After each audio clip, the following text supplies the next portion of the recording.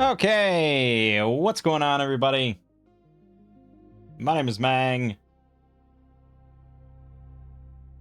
Welcome back to Solo Role Mangging. Last time we did some stuff with Dungeon Crawl Classics again, and it's a fun system.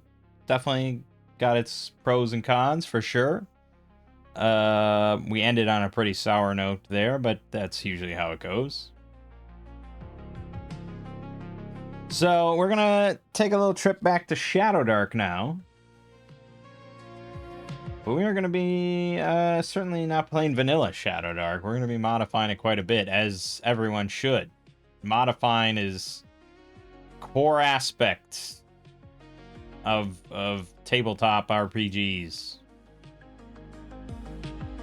And I don't think we've really ever done like a keep on the Borderlands scenario solo. I don't think so. Recently, I did a duo thing with Lego where we did Morgan's Fort, which is a spin on Keep on the Borderlands from Basic Fantasy RPG. And there was an attempt at one point where I tried doing Into the Wild, which is a DCC take on Keep on the Borderlands. I tried it with Shadowdark, and when I got like a TPK in the first session, I think, and then I just abandoned it, and I don't think I've ever uploaded it. It's probably deleted now. But it's a very classic thing, and I thought about doing just the original B2 Keep on the Borderlands, but there's a reason that it kind of keeps getting rewritten and redone and stuff from every game, every major game. It's a very classic module, but it's certainly showing its age. I've looked at it multiple times, and it's just so ugly to look at and to read, and it's just not pleasant to look at. So I've never really read the whole thing, and I'm not really keen on doing so, but I am very interested in the concept, because it's just like a core iconic part of Dungeons & Dragons, of fantasy RPGs. You know, the core concept is there's a keep. It's out in the Borderlands and the edge of civilization, and there's wilderness all surrounding it, filled with danger, and you have to keep going out and clearing out danger and coming back to the keep, so on and so forth. I mean, it's the foundation of countless campaigns throughout D&D history. So we're going to be doing this with Shadowdark, and so of course we're going to be using the Shadowdark version of this scenario, which is taken from Letters from the Dark, Volume 4. It's called On Borderlands, and Letters from the Dark is like a third-party supplement. There's a bunch of them now. But this one was all about taking on Keep on the Borderlands, and so it includes new rules for hirelings and mercenaries, and rules for like rebuilding keeps, and some stuff with that, and defending keeps from attacks, and basic rules if you want to add like a ballista to the top of the keep. You know, that'll cost you 500 gold and take 2 weeks. Which I think is kind of an outrageous price, because in other games that would be like 5,000 gold. But anyways, some various things about how to run a West Marches campaign, but this is probably all going to be kind of useless, I imagine, once the actual West Marches book comes out, the official one for Shadowdark. We shall see about that. So their rules here for traveling. When traveling from a home base to an adventuring location, there is an X in 10 chance of a single random encounter, where X is the number of hexes crossed to get to the destination. Max 9 out of 10. So if you go 4 hexes, there's a 40% chance you'll have an encounter.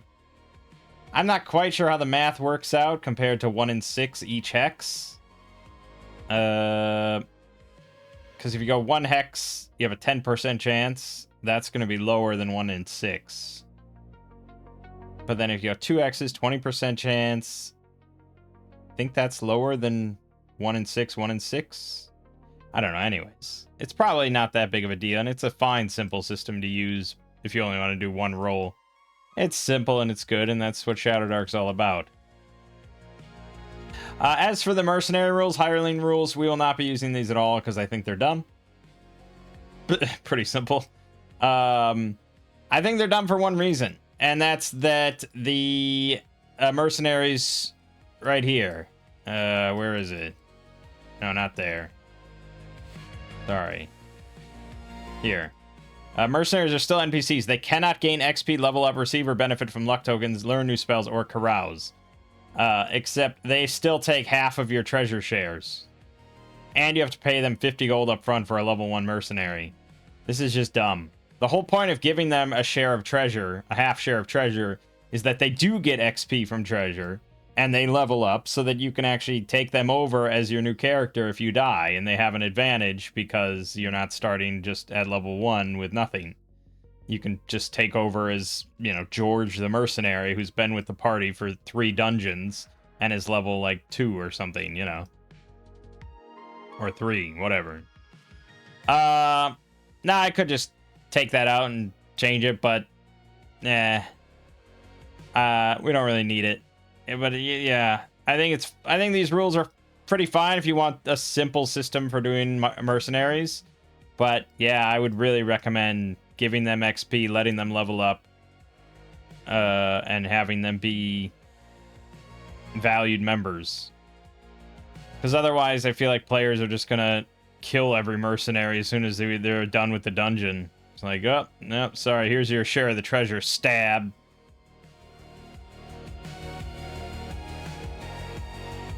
I mean, obviously, you do that enough times and the DM should punish you for it with any future mercenaries or something like that, or all their families get together and I'll jump you, like 50 people jumping you or something. But anyways.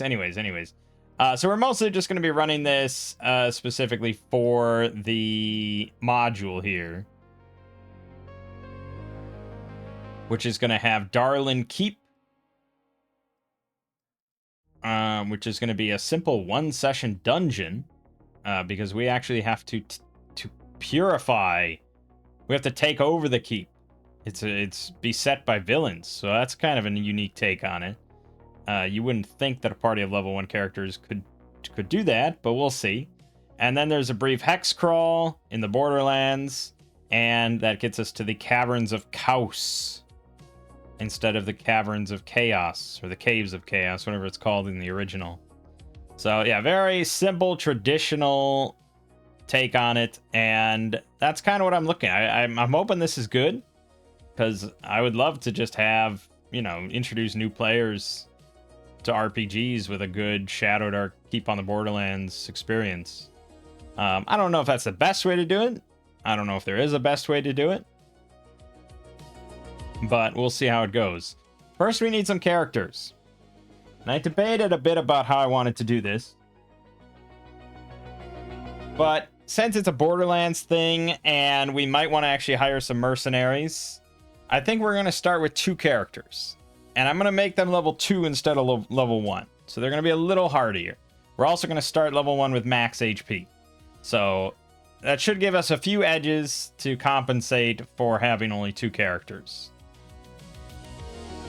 As for the hacking that we're going to do, well, obviously we're going to be using a lot of stuff from Axe. All the usual stuff I take from Axe from my other games. So, you know, hex crawling rules and equipment and things like that. If we do any mercenaries or henchmen, things like that, hirelings, surviving in the wild, surprise rules, probably, I don't know if we'll use the monsters or not, because Shadowdark kind of generally has its own good monsters that I don't mind, but we'll see how that goes. We will not be using spells, though, from Axe. Instead, we're going to try, and this is a try, and just see how it goes, see how we care about it. We're going to try using spells from DCC, because I do really like the spell system from DCC. It's similar in a lot of ways to Shadowdark, so it shouldn't be any trouble to dump it in there and just switch over, because it's the basic same thing. There's no Vancian spell casting. So there's no spell slots or anything like that. You know all your spells, and you can cast each of them as many times as you can until you fail, and then you lose them for the day. It's the same thing. And it's set up so it shouldn't be too much trouble. The only thing we have to change that's slightly different is that in DCC you get to add your level to the spell check. In Shadowdark you don't. But that's because Shadowdark is either just generally success or failure, and the number is like 11 plus the level of the spell, I believe. Whereas, no, it's 10 plus the level of spell, right? So you need an 11 or higher for level 1. In DCC, there's a whole range of results, but the most basic number is 12 or higher. So it's going to work out to be the same math at level 1 as far as success, but DCC is going to give us a range of results compared to just success or failure. I'm not saying one is better the other or worse or anything like that. Shadowdark is absolutely simpler. There's not much, you don't have to look anything up really. If you have your spell written down and you cast Cure Wounds and you succeed on your roll, you cast Cure Wounds and that's it, it's done. Or whatever, whatever it might be. I mean, these spells, obviously, I mean, you're fitting, look at it, 5 spells on one page here. DCC is like one spell every 2 pages, or at least every page. So, yeah, they're a lot lengthier, a lot wordier. I can perfectly understand why people would prefer Shadowdark, and maybe I prefer Shadowdark. I don't know. We're going to see. But I want to spend a bit more time with DCC spells, and we're going to try to just port it over. So that means the characters we're hoping to get are a fighter and a magic or a mage, wizard, whatever they call it in Shadowdark. Wizard. As for the fighter, I thought about bringing over the Mighty Deed die from DCC. And apparently there was a sort of a podcast or whatever that ran a big Shadowdark game. I think it was Shadowdark. Maybe it was I think it was Shadowdark. And he used the Mighty Deed die as an option for the fighters throughout all that. And at the end he said it worked well, but if he did it again, he would just make it so that anybody can do a Mighty Deed if they beat an enemy's AC by 5 or more. So if they have a 13 AC and you roll an 18 total or higher, you could add on a Mighty Deed, which could be, tripping, blinding, so on and so forth. I think that's a lot simpler of a system. I'm relatively in agreement for that. You don't have to add an extra die, and especially nice for Foundry. I don't have to try to hack together a system where I add a D3 to every attack or manually roll a D3 on every attack. So I'm okay with this system. We're gonna try this out. I'm probably gonna forget quite a lot. It would be nice if I was some master hacker programmer, figure out a way to just have an alert, but that would require me putting in the enemy AC. So we'll have to just remember it manually, and we'll try and we'll see how it goes.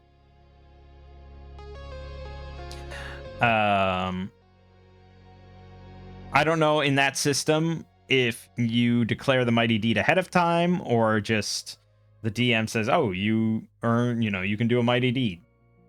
You don't tell the AC, obviously, but you say, oh, you can do a Mighty Deed. You rolled high enough, you can do a Mighty Deed. And then they say, okay, it's probably better to do that, because a fighter, level 1 fighter, can do a Mighty Deed 33% of the time.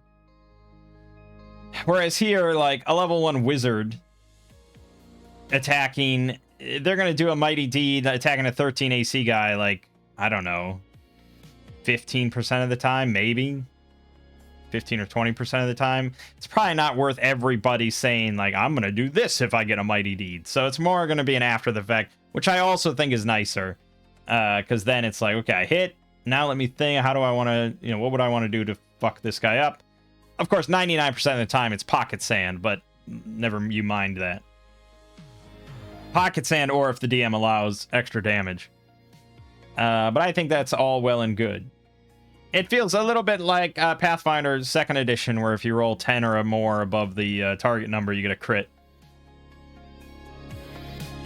So basically, it somewhat balances out, whereas a wizard could get a mighty deed, theoretically, but a fighter is going to get them a lot more often because they have much higher chances to hit.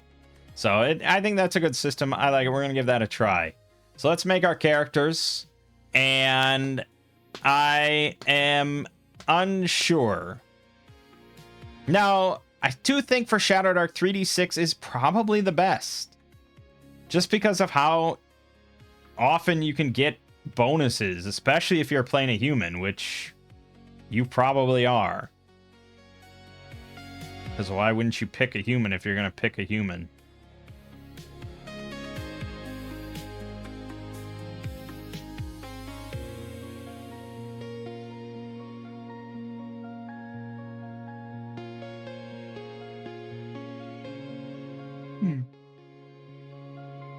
Yeah, it doesn't even offer an alternative, does it, for attributes?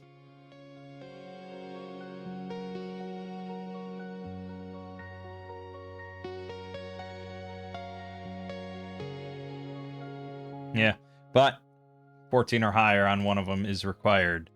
Or it's not required, but it's an option for you. So we're not going to use all the extra stuff.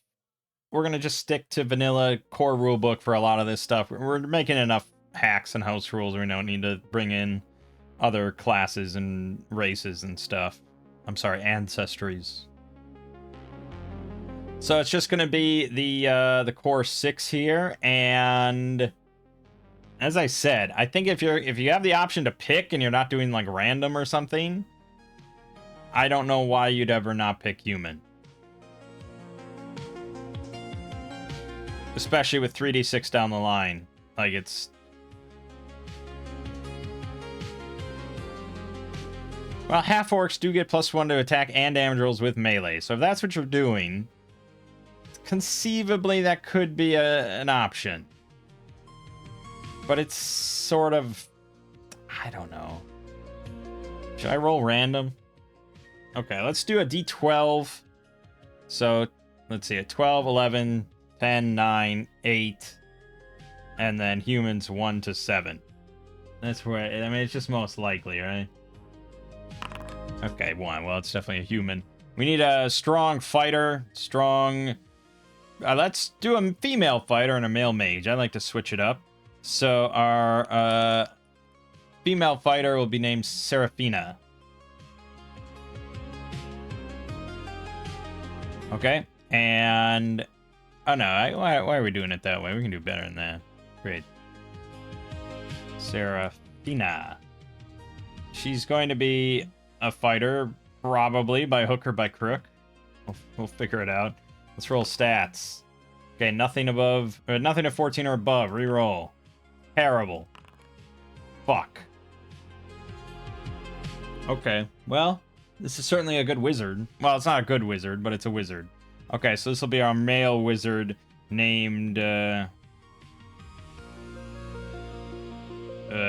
that's a little... Never mind. Brusco. No, that's a little brutish. That's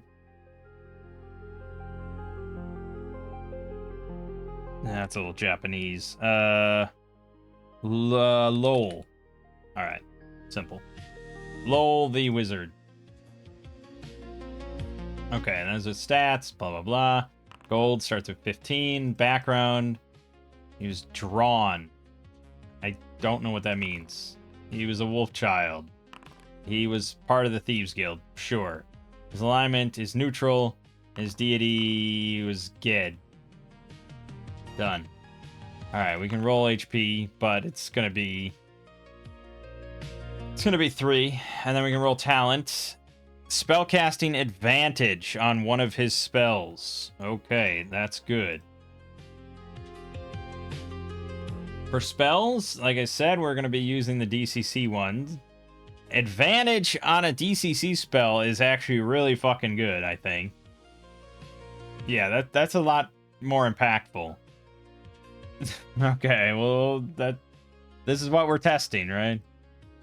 Okay, so his hit points are 3, 'cause max hit points -1 for con. We do start with a luck token. Alright, let's roll on our level 1 wizard spells. With Mercurial Magic, of course. So this is a D27. 19 is going to be Patron Bond. Which means we also get Invoke Patron. So we get to pick a patron now, which we haven't really talked about at all with DCC. Yeah, you only get a patron if you get one of these spells. And these are, you know, your dark powers or whatever, you know, the cosmic forces that lend you their power in exchange for your loyalty.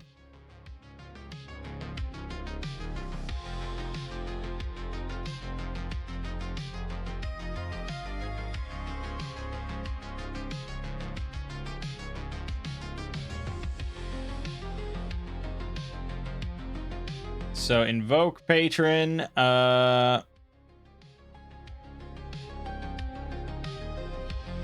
you basically invoke the name of a supernatural patron to request aid. It requires at least 1 point of spellburn.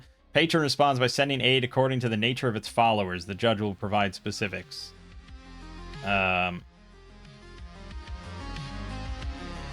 you gotta get a 12 or higher, and then it just depends on the judge's determining. Patron Bond is... You commit yourself to the service of a supernatural lord, forming a pact to gain its support as his patron, so long as he continues to please with his service.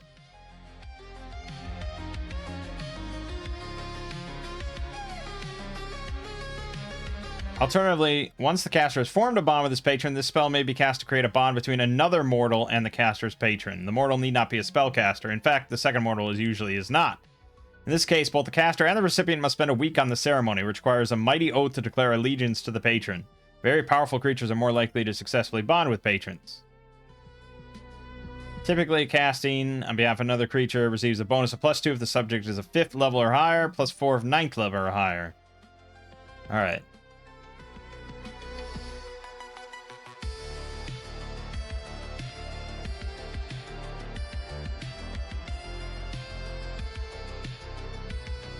Okay, so we're going to have to roll to see what we get for this. If we wanted to bond Seraphina, our fighter, with our patron...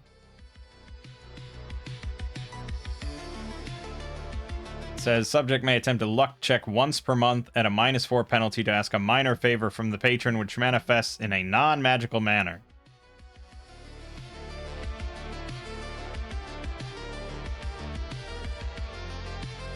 For example, if short of gold to pay for a ferry crossing, the subject may be lucky enough to find a fisherman willing to offer a free trip across the river.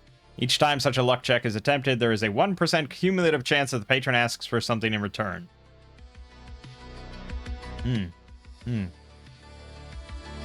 Okay, and it goes up from there. You might get a +2 or something. Prominent mark of the patron on his hand or face. +1 for the luck check each month. Ask a minor favor. So on and so forth. Yeah, I mean, obviously, goes up from there. Okay, so let's just add Patron Bond and Invoke Patron as spells. Again, there's no easy way to add spells in this thing, which is annoying.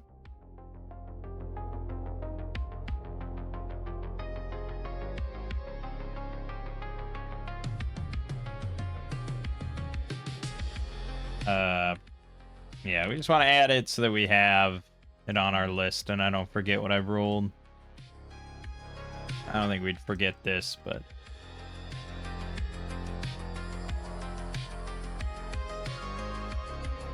Okay.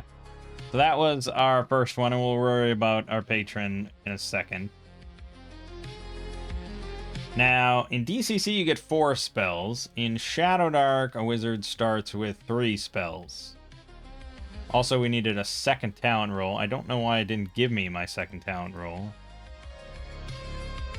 It's kind of weird.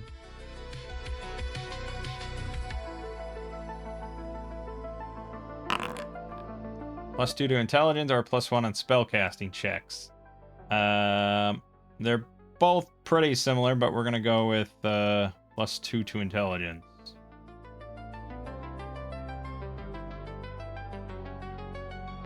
Alright, so now we have +3, which means...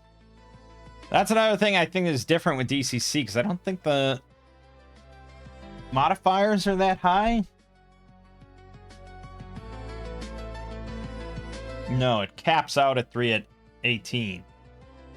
So for that reason, you could ditch the +1 per level, but the +1 per level is pretty necessary to get the highest results in the long run, like at level 7 or something. Otherwise, I don't think you'll ever have that high of numbers.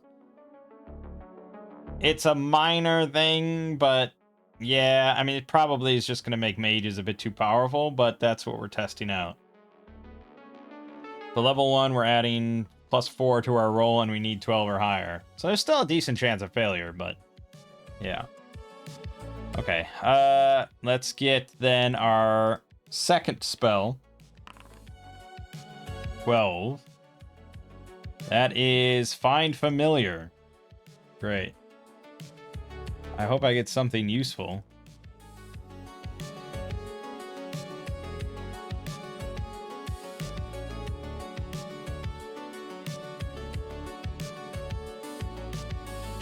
Alright, and our last spell. 11. Featherfall. Jesus. Okay, but we will get a patron spell, I believe.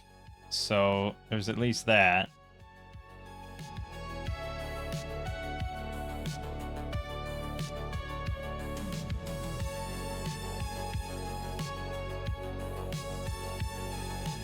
Yeah, okay.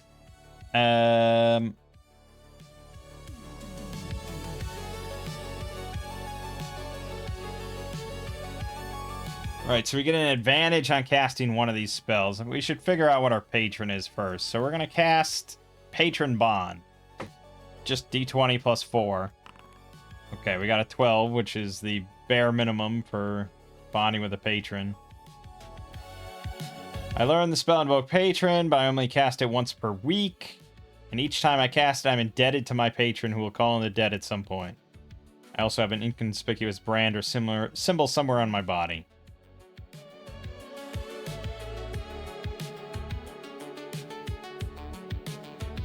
Yeah, I mean, you're always going to be indebted, no matter what, if you cast it. But yeah, once per week is fairly limited, but I don't know how often I'll cast it anyways, because it's kind of a nebulous thing. Alright, so we need to figure out our patron then.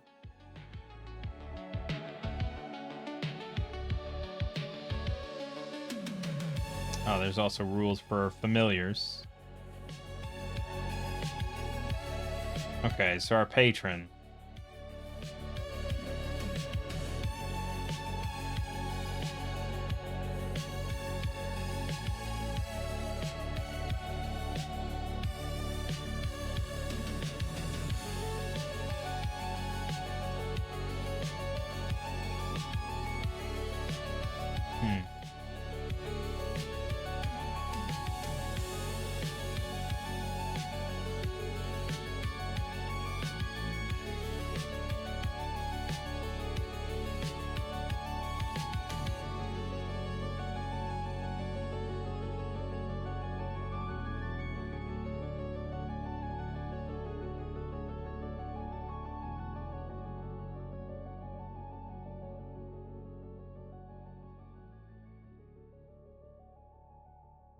Okay.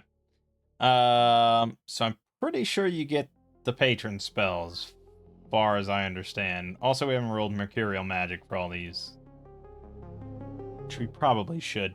So there's Bobugbulas, the Demon Lord of Amphibians. Azitahaka, Demon Prince of Storms and Waste. That sounds pretty good. Sezrakan, regarded as the wickedest of wizards ever to plague the known world. Could be pretty good. The King of Elfland, master of the Verdant Realm. The Three Fates, beholden to neither god nor man, weaving the collective destinies of the universe upon the loom of time. You like time. And Idgirl, the world root, the root from which all living plants grow. Oh, and Etha, Prince of Elemental Wind. Now, some of these don't give patron spells. So you'd be all about that invoking the patron.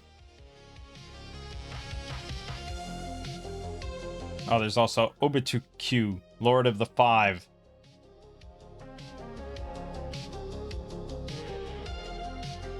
Okay, well, we probably want spells.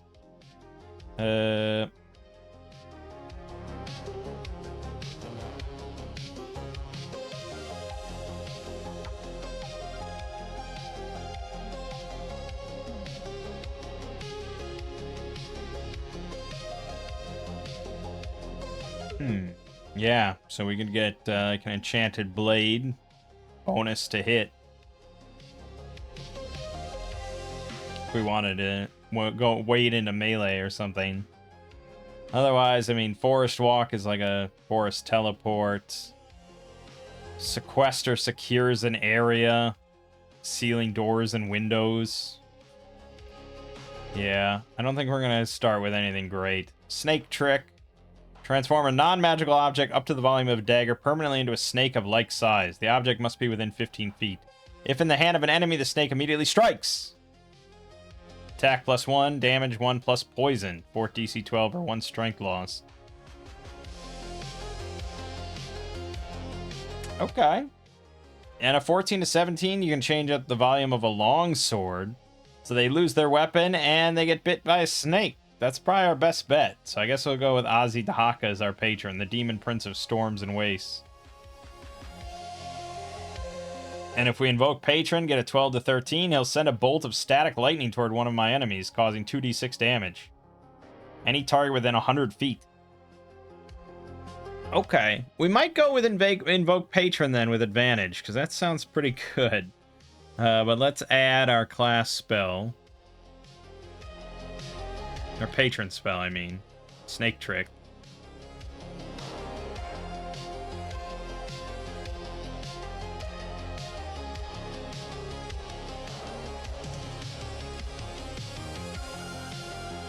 We'll go invoke patron.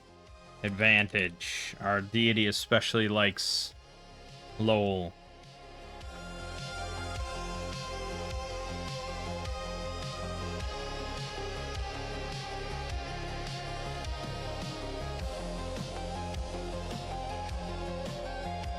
Interesting.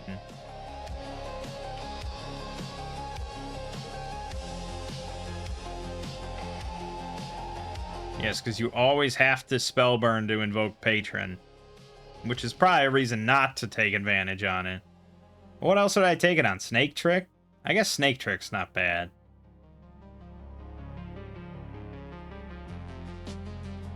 Yeah, I guess Snake Trick's not bad. If I have to pick one of these, alright, we'll go with fucking Snake Trick.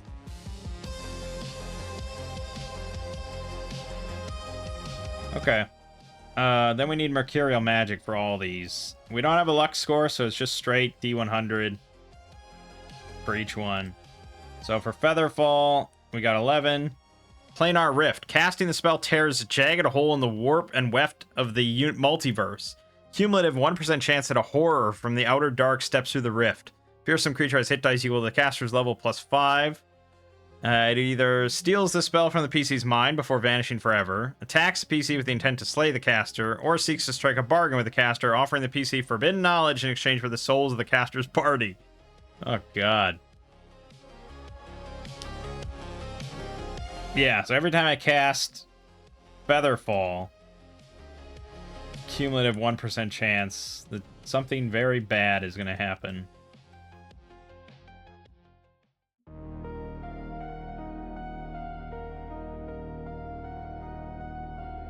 We'll put 0% there right now. Find Familiar. I can't imagine I'm going to cast this too often. Gibbering allies. Chittering mephitic rat-sized demons scurry forth from the wizard's pockets and sleeves, scattering around him in a scratching fury. They attack enemies within 10 feet. Attack plus 2, 1d4 damage, and aid the spells appropriate before dissipating a cloud of ash after 1 minute. Damn. That's almost like best combat spell now is Find Familiar.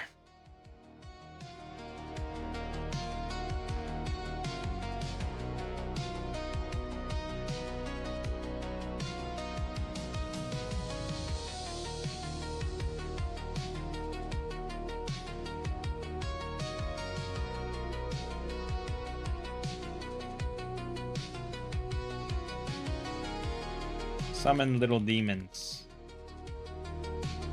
Okay. Invoke Patron.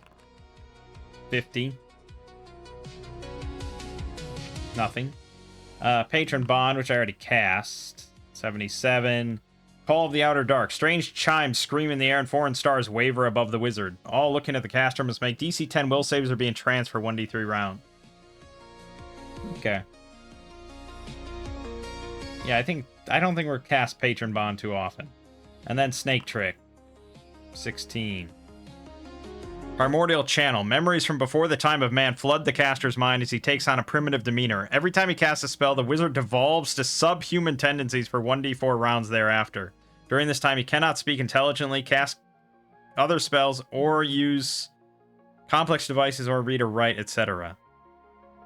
You just go full Unga Bunga mode. And Lowell's not really in a position to go full Unga Bunga mode, so that's also a problem, I gotta say. There's no save or anything. It's just 1d4 rounds where he's not casting anything. Damn it. I don't really have a good spell then outside of Find Familiar. I'm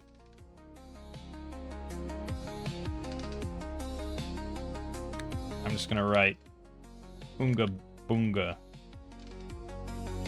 And we all know what that means. Fuck. Well, yeah, I mean, we've had Shadowdark mages that haven't been very good before, so, you know, this is par for the course, I guess. I guess the real question is Find Familiar, and how much can I spam it? Oh, it takes 1 week to cast. Fuck. Okay, we don't have anything.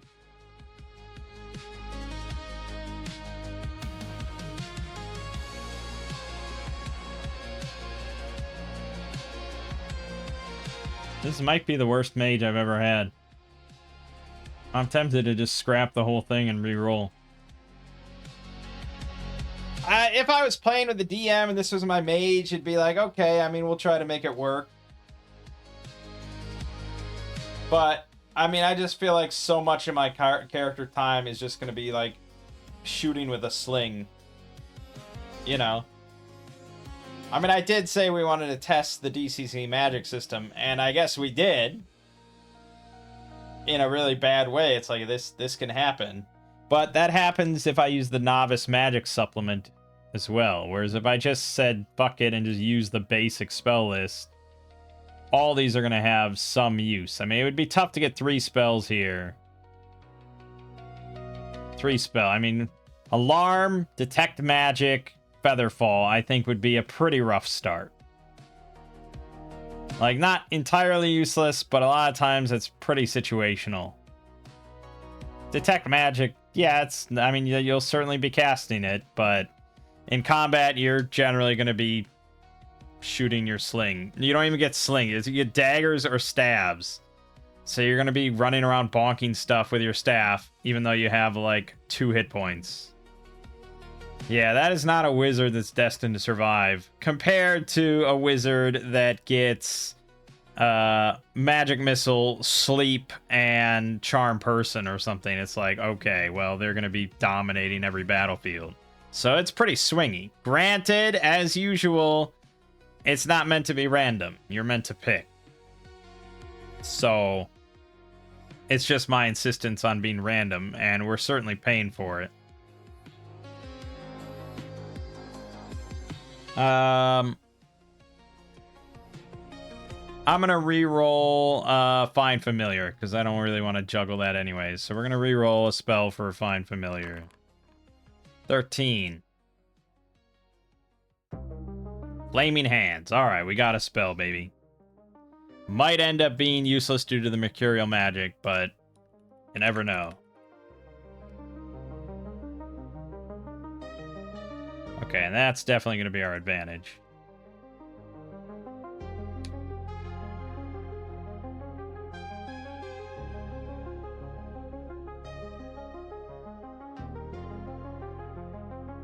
Mercurial Magic, 81 seems like a good number for me.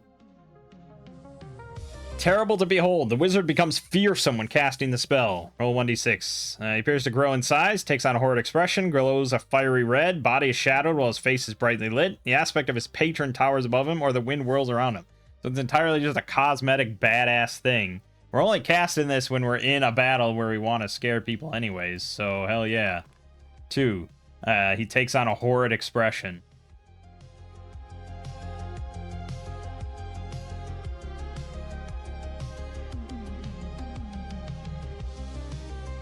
Done.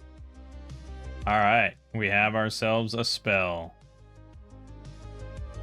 Flaming Hands. Produce a gout of fire from his bare hands. So it's a range of 15. 12 to 13 is one target for 1d3 damage. Not amazing, but it's better than nothing. 14 to 17, though, is 1d6. And, you know, it's pretty good. That's pretty good. Guaranteed 1d6 if we cast 14 or higher. And then 18 and 19 is 1d6 plus 1. Slightly better. But then if we get up to that 20 range, of which we have a decent chance, especially with advantage, up to 3 targets, 1d6 plus 1. All targets have to be within 10 feet of one another, but still. And if we manage to roll a crit, 3 targets, 2d6 plus 1. I mean, that's beautiful stuff. So yes, we're gonna be golden. All right, so that's Lowell pretty much done as far as I'm aware, except for maybe a portrait or something. He is a male human wizard man. We have those. There you go. And let's make another character, shall we? So this is Seraphina. Presumably. Presumably a fighter. Let's see the stats. It's good at everything but fighting. Yeah, with -1 con. Yeah, I don't know. No. I like the 16 strength, don't get me wrong, but I am going to keep real. I want at least like a +1 strength, +1 con. That's what I'm settling for. Okay, there we go. That's livable. That's quite livable. Ancestry, we're going to do the same D12 roll. That is human. Okay, human. Background will be an outcast. Alignment, neutral. They both worship Ged. We can pick strength or dexterity for grit. We have advantage on checks of that type to overcome an opposing force, such as kicking open a stuck door or slipping free of rusty chains. We'll go with strength. For weapon mastery, I like long swords. It's a classic. I would guess if there's one magic item in this entire adventure, it's probably a long sword. But we always pick long swords, so we'll do something a little bit more unique. Let's go with Warhammers.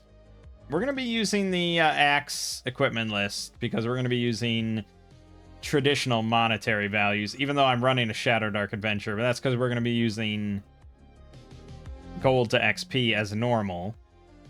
So we're going to have to do some converting, but it's fine. So a Warhammer is not... it's here. Warhammer is 1d6 small melee. Yeah, I mean, you're not going to get above 1d6 with a one hand, no matter what. So I think that's fair. But we can also throw it if we so choose. So yeah, let's go with Warhammers. Pretty specific, but yeah.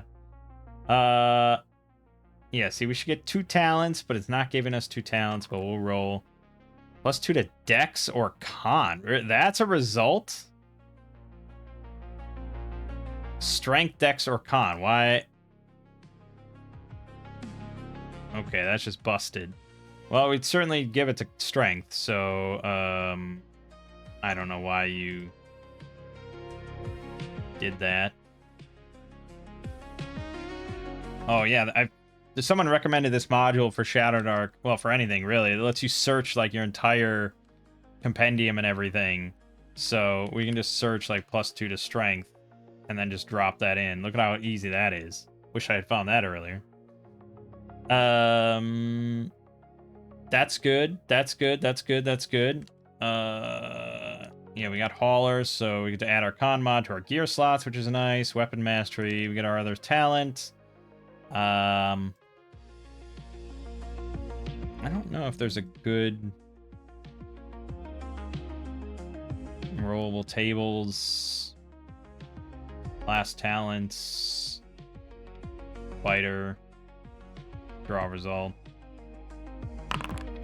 Okay, +1 to melee and ranged attacks. I'll take that to the bank. Okay. Excellent. And let's grab a... So now if I grab Warhammer, it's not going to be correct, but we'll grab it. So yeah, they're putting it as a two-handed weapon, so it's not. So really, I probably should just pick Mace. I think Mace is going to be far more likely to be found and easier to handle, so we're just going to go Mace. 1d6, that is correct. Simple. Equipped. Alright, so we got +3, which is not correct. Oh, because I have to change this. Mace.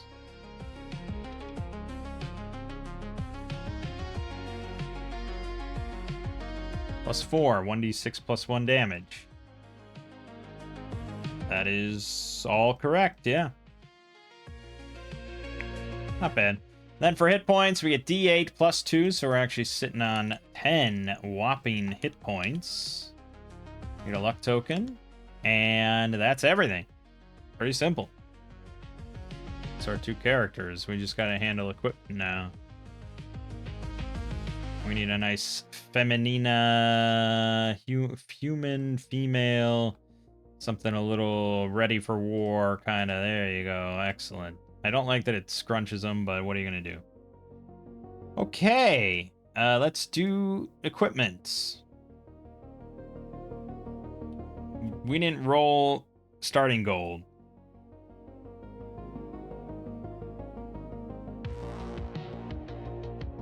Damn it. No, we didn't roll starting gold for her. Which is an unknown amount. 2d6 times 5. 30. So that means we have a total of 45 gold between these two. Not super hot. Especially because we will be going off of Axe.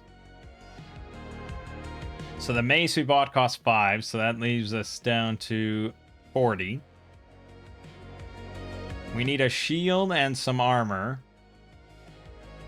The shield is going to set us back 10. That brings us down to 30 total. And then we could just spend it on ring mail, but I don't think we can do that. She's going to have to go with leather. Let's get a shield.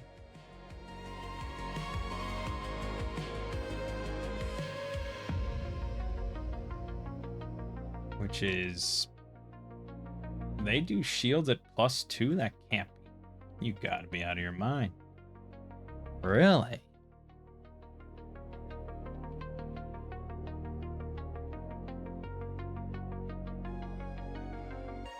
Well, it'll even out because plate mail in Axe is +6 to your AC, and it doesn't ignore Dex.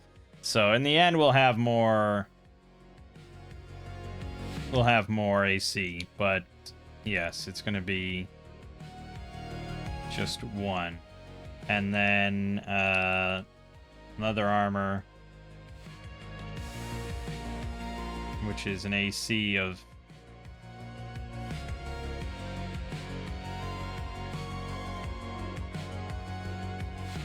Let's see if it's going to do that right. So we have +1 dex, so it should be 11. +2 from leather armor is 13, and then the shield 14. That's correct. It's not great. Lowell, on the other hand, I don't think he can wear any armor ever, so that's a little rough. So he just needs a dagger or a staff, but we have 10 gold to work with now to handle all our shit. I could buy 1 crawling kit. I think that's where we're going to buy 1 crawling kit and the extra backpack, so that's 9 gold.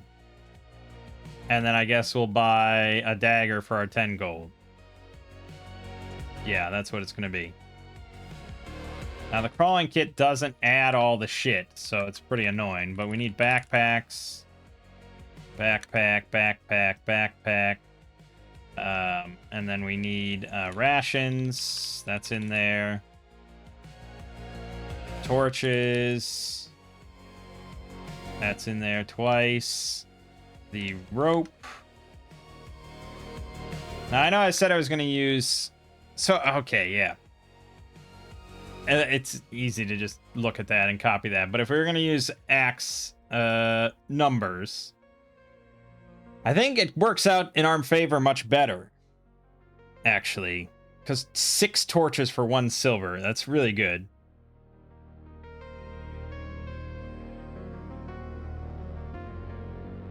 We get a week of rations, of iron rations, for like... Well, if we use my new numbers that I play with, 3 gold. So 3 gold for rations. You get 50 feet of rope for a gold, so that's 4 gold. And then the grappling hook is out of the question. That's the one thing where Shadowdark's way more generous with. 1 fucking gold compared to 25, it's massive. So I don't know why Shadowdark's grappling hook is so damn cheap. What is your grappling hook? 1 gold. Why is axe grappling hook so expensive? I guess because it's probably a supply and demand thing. There's probably not much demand in the normal world for a grappling hook, which is just like a nice solid hunk of iron that someone has to shape and work with. So I suppose I can understand.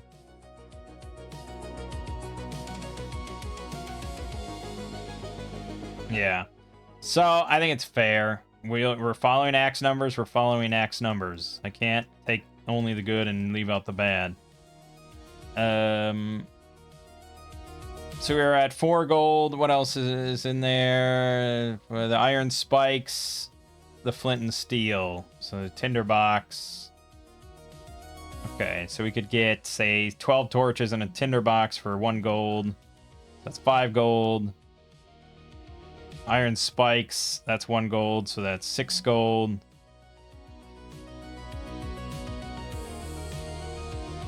And then the backpacks, yeah, that's 10 gold. Okay. Alright, so really we get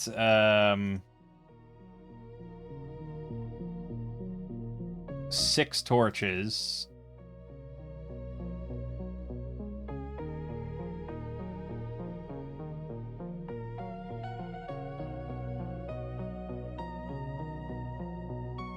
Yeah, I can't do 1/6 on slots per item. So we can't do quantity that way. We just have to do it manually, which is fine.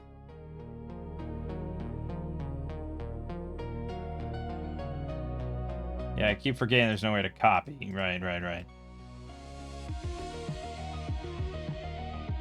Okay. The rations. Max per slot would be 7. And we have 7.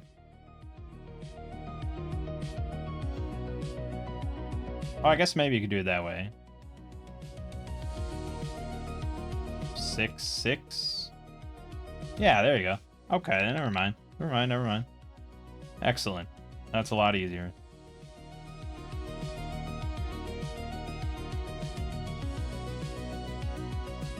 Cool.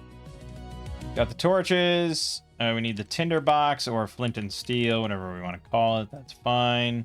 That's probably going to be Lowell. He doesn't have much to do. He was going to buy a dagger. I don't know if we can actually afford that or not. The rope we got. And the iron spikes. Never leave home without them. Yeah, that's good. Technically, we only get 6, so 6 it is. Okay, that's about it, really. I mean, we can't afford much. We low-rolled on a lot of shit. On average, we should end up with 70 gold between 2 characters, so we were quite a bit underneath that. But it's enough to start, right? That took a while just to get 2 characters. Mostly it was the magic shittery. But we're set now. We receive a scroll bearing a fine wax seal. Adventurers. Word is... Oh, yeah, we were going to level up to level 2. Whoops. Let's do that. So we'll just put in that there. Roll hit points. 6 we got. And now we're at +5. We don't get any talent or anything like that, so that's fine. And for you, roll hit points, 2 more hit points. So we're at 5 hit points. Oh yeah, I was gonna change the way I do Shadowdark hit points. That's right. So now it would actually be for Seraphina 2d8 plus 2. So it's actually unlikely she'll have 16, but that's how I wanted to do it. Right, so she's at 12. Alright, fine. But Lowell would be at 2d4 minus 1. Alright, he's where he is. That's fine. Okay, spell-wise, he would get another spell. I need to see, though, if we're going to follow DCC... It might be the similar... Well, technically, I already started with 3 spells instead of 4, so we're actually following... We'd be following Shadowdark progression, but the problem with that is that Shadowdark progression is a tier-based. Tier 1, Tier 2, blah, blah, blah. TCC is new, levelless. All spells are equal. So... It's pretty simple. You get 1 new spell up to level 7, and then you start getting 2 spells per level. But it does say max spell level, so you actually do get... There are spell levels. Oh yeah, it goes up to level 5 wizard spells. Okay, never mind. And I think that might correspond pretty close. You get a tier 2 at level 3 and a tier 3 at level 5. Yep, that's all correct. And then at level 7, you get a 4, and 9, you get a 5. Yeah, okay, it works out. Never mind, it's the same thing. So we could follow either one. And so at level 10 here, we'd have 16 spells. At level 10 here, we'd have 16 spells. It's basically identical, except that you start with 1 less spell. But it's easier to remember if I can keep stuff over at Shadowdark. So, yes, but we get 1 more spell. 26 it is. Ward Portal. It's got some uses. I won't hate on it too much. It's not much of a combat spell, but it could prevent combat. Mercurial magic for that is 51, which I'm pretty sure is absolutely nothing. Yeah, nothing. Okay, well, good. We just get a normal Ward Portal spell. Okay, I have to keep that in mind that I have it, though, otherwise it's useless. Alright, anyways, I think we're ready now. Word has reached me that one of our outposts has fallen to the enemy. This fortress, known as Darlin Keep, was a most strategic asset in our war against the monstrous forces of chaos that prowl the Borderlands. Many soldiers have been dispatched to liberate the keep, but I dread to say that none have returned. In our time of need, I must implore your crew to travel to Darlin Keep and vanquish whatever menace holds the settlement. I know not the nature of the challenges you will face there, but it is safe to say they will be formidable. Should you succeed in removing the invaders from its premises, I intend to sign over the deed of Darlin Keep to your adventuring party in lieu of monetary payment. I have no doubt that anyone who can save the keep will be a most shrewd manager of the fort once it is rebuilt. May the forces of law guide you. This is fantastic. I said this before in the hex crawl thing when I was doing the hex crawl that, like, giving your players a deed to land or some sort of small property early on in an open campaign is just a really great way to tie things together and make them interested in, like, they have a centralized goal that doesn't require, like, a villain or anything. It's just like, hey, you know, here you go. You want money because you want to build this up, you know, and especially using axe rules where they actually get XP for investing in construction projects. And if they build like a settlement and get taxes, they get XP from that. So it's really a great way to incentivize money and have a money dump right away, rather than just, yeah, you throw another 3-day bender. Okay, everyone gets 3 XP. You know, it's like, I think it's really good. So I like this a lot. Yeah, I'm tempted to use this in the future now. As mentioned in the scroll, Darlin Keep is a fortress in the Borderlands that once belonged to the forces of law. 1 month ago, it was conquered by the forces of chaos, and all its inhabitants were killed or captured. The party's mission is to travel to Darlin Keep and remove any enemy presence there. Once completed, the adventurers will own the fortress. They are then free to use it as their own keep should they choose to explore the rest of the Borderlands. Right now, little is known about what exactly happened to Darlin Keep, even to you, the GM. Before preparing the adventure, use these tables to decide the current status of the keep. So we have a random adventure generation here. Okay, so it was invaded by bugbears. Fuck. Well, that's rough. We'll see how that goes. And they follow a manticore. Fuck! Well, this got complicated pretty quick. The manticore's pet is a gelatinous cube. Of course it is. The manticore is motivated by natural resources. I guess food? This is a bountiful area for food. And it got a lot of food when it killed everybody that lived in the keep, and now it's just going to eat everything around, and it loves it. Total number of NPCs. NPCs do not replenish and can be wiped out. These include both keyed areas and random encounters. 1 villain, 1 pet, 13 henchmen, 5 prisoners, peasants captured from the keep. Yeah, I just feel like goblins would have been easier, but they're level 2 goblins, I suppose. So yeah, it's all meant to be a little above grade. Okay. Well, we're going to have to open up a notepad here, so let's get to it. Lol, 0 out of 2000. Seraphina, 0 out of 2000.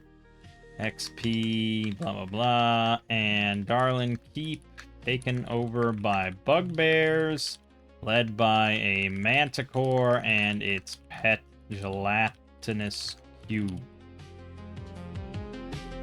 I don't think that I would forget this, but you never know. Pages 46 to 48 describe each area in Darlin Keep and the enemies that appear in each. If some of the enemies are defeated as part of a random encounter, you may have to reduce the number that appear in keyed areas accordingly. Room descriptions are left somewhat vague, as their status will depend on the type of enemy that has taken over the keep. Consider the sights, sounds, and smells that the randomly determined enemy would produce. Okay, we have our D6 random encounter. Keep track of the enemy's forces in the roster section on the previous page. Once all enemies listed there have died or fled, the mission is complete. Encourage your players to fight intelligently in Darlin Keep. If they are new to Shadowdark RPG or old-school Renaissance games, remind them that they should use the environment and surprise to their advantage. They can bar doors, spill oil, set traps, and create diversions to gain the upper hand before combat even starts. Remember to frequently indicate potential dangers to your players and allow them to formulate a plan to tackle each challenge. Even low-level henchmen can be deadly if they manage to catch the PCs unaware. You mean like if they're fucking bugbears? If a player character listens to a door, they can hear if there are enemies behind it, especially the coughing henchmen in Area 5. To plant the seeds of adventure, allow some of the enemy forces to flee the keep prematurely, especially the villain in Area 11. Enemies who survive Darling Keep end up in the corresponding factions area in the Caverns of Chaos. Bugbears and goblins both go to the Goblinoid area. The villain can be found in the same area as factions leader 51. Alright, so here's the little keep. Very simple.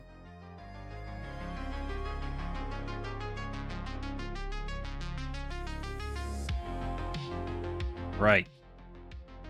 Okay. And so this is going to be useful. We do have this as a colorful image, but it's not labeled.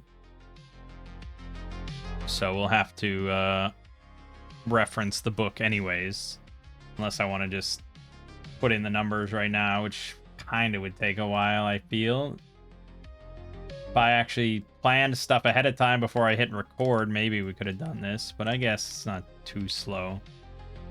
Okay, and that's the first floor. Second floor is 5, 6, 7. Third floor 8, 9, 10. Okay, it's not too slow. And then the top is 11. That's pretty simple. Okay, and I don't have to keep looking back at this page of the thing.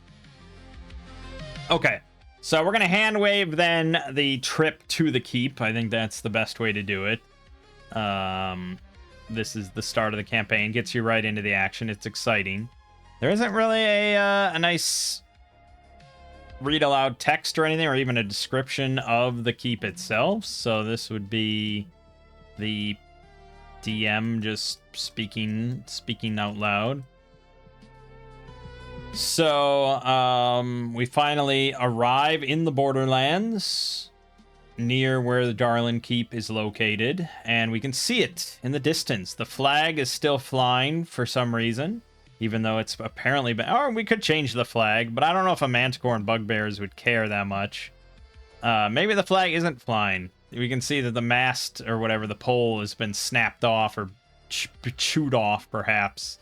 And there's nothing flying. It looks relatively still and quiet. The walls are 20 feet tall around it. And you can see in the distance a front gate with the doors open.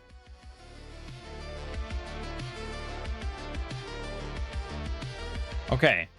So we want to be smart about this, right? Smart is good. So I think we'd approach through the trees here. We don't see anything up on the ramparts or up on the tower. So obviously, if anybody's home, they're just sort of tucked in. But there could be something in the courtyard. So we're going to go through the trees and then slowly try to creep around the corner here, trying to listen if we hear anything in the courtyard, talking or, I don't know, sparring or who knows what. But it's still as the night, man. It's very quiet.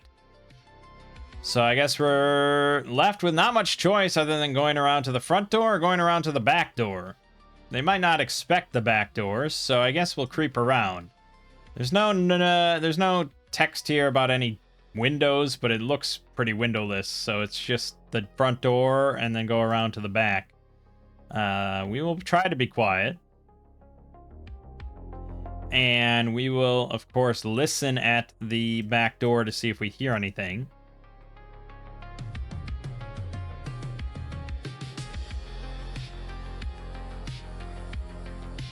No, we don't hear anything.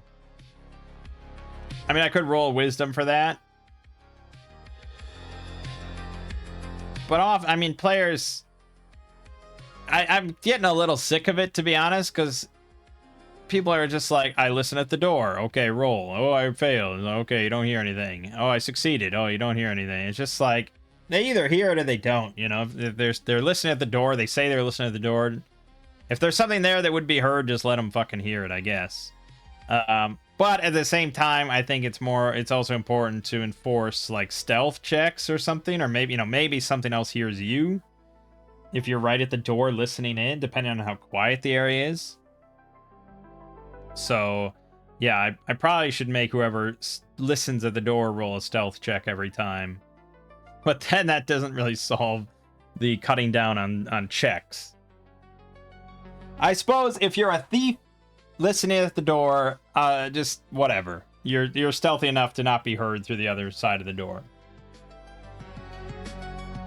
Because why fuck over players? Like, oh, you rolled a 1, you idiot, you kicked the door like a dumbass. Now they hear you, now they're coming out to kill you. Alright, so we're going to creep in then. Seraphina leading the way with her shield up.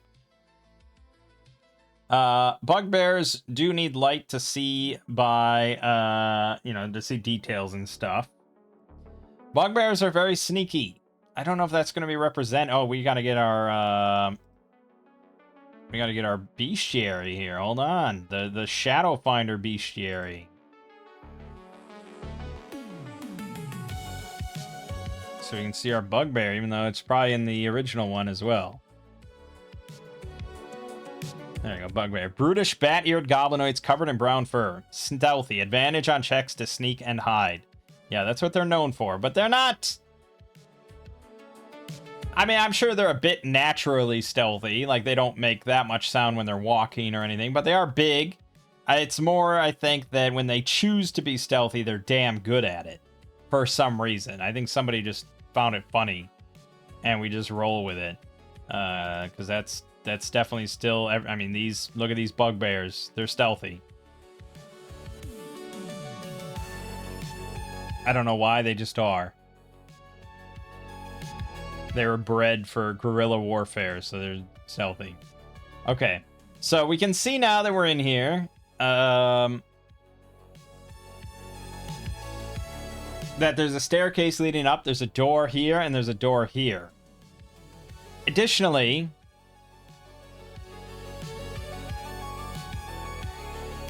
Did I close the...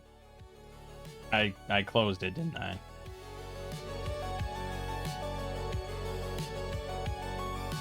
Okay. We can hear loud coughing sounds coming from upstairs. So we know there's somebody there. I hate to go upstairs before clearing out the bottom level, but that does mean that we're going to have to be kind of quiet. But let's go over stealthily. Who's the more stealthy? I guess technically Seraphina would be. She's not quite as observant or anything, but yeah, she'll be the one to creep up towards door number 2.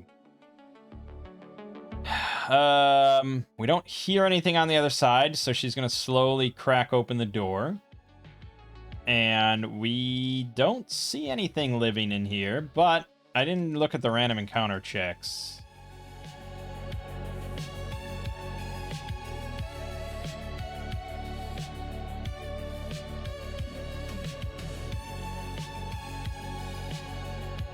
Check for a random encounter every 2 rounds.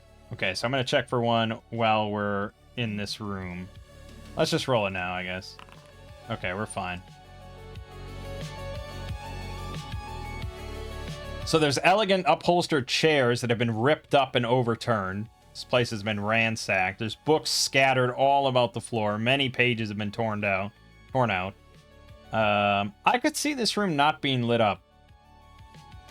And I think Shadowdark especially places a lot of emphasis on you not being in the dark. So I could see there not being a light in here.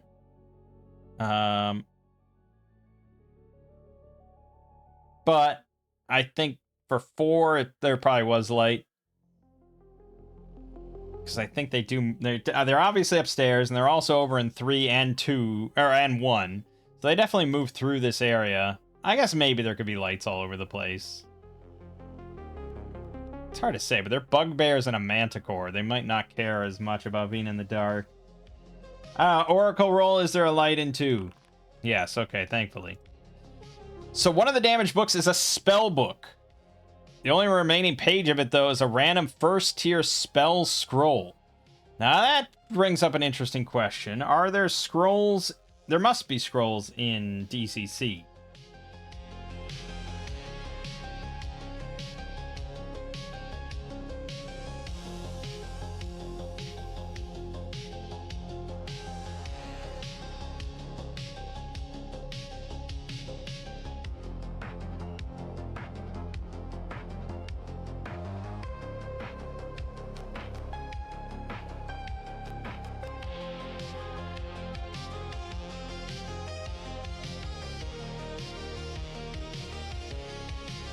Okay, yeah, there are scrolls. There they are, scrolls. A scroll needs only to be read to be activated. The reader then makes the appropriate spell check to determine the results. Once a scroll is used, it loses its power.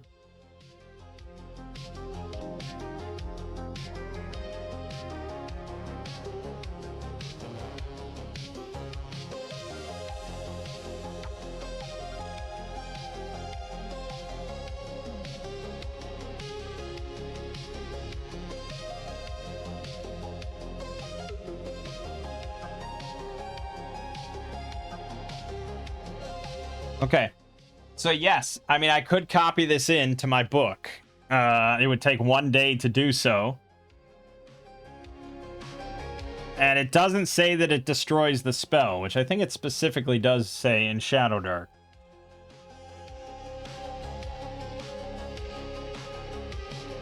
He studies the scroll and makes the appropriate check to learn the spell. Oh, that was probably under learning spells. Your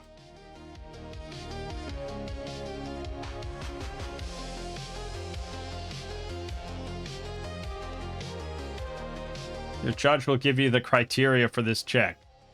Okay, well, I'm sure it's somewhere in here, I guess.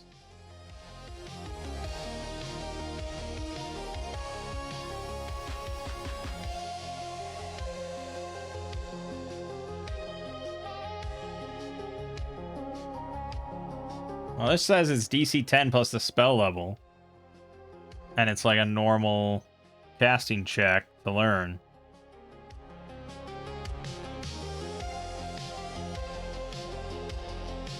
If you fail, you can't attempt to learn that spell again until you've leveled up. Okay. Well, yeah. Alright. So we're just gonna roll on the spell list for... Are we thinking that there's only wizard scrolls?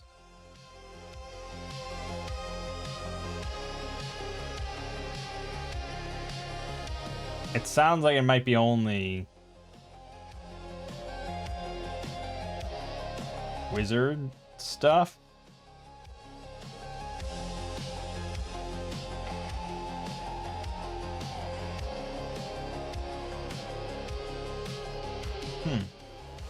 Yeah, I think it's just there's no divine scrolls.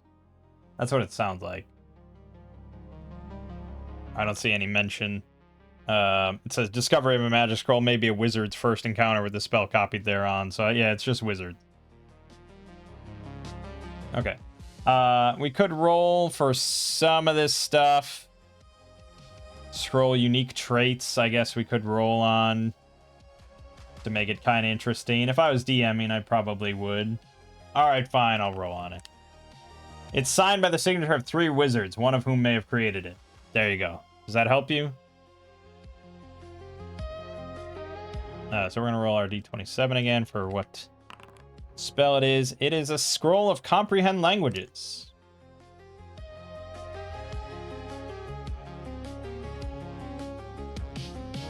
Well, it's not quite read languages.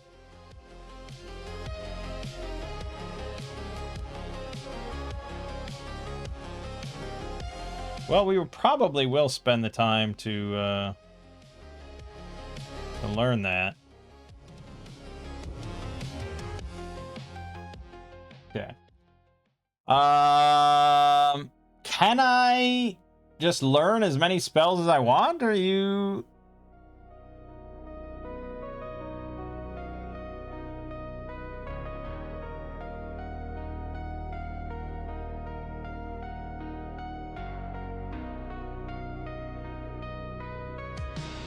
It doesn't say that you can't, so... It doesn't say that you can only hold so many spells in your brain or any specific things like that. So I guess theoretically you could eventually learn every spell. Which is cool.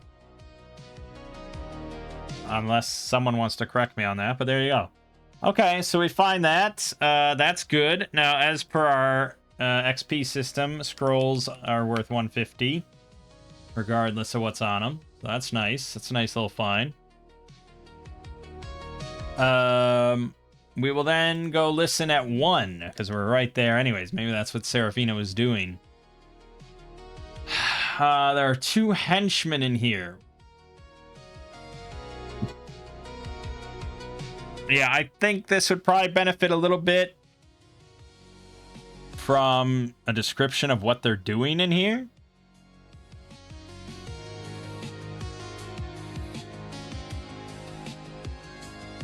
I don't know enough about bugbears to really know what they're doing. We could go look at our encounter activity tables for bugbears. See if we spark any ideas.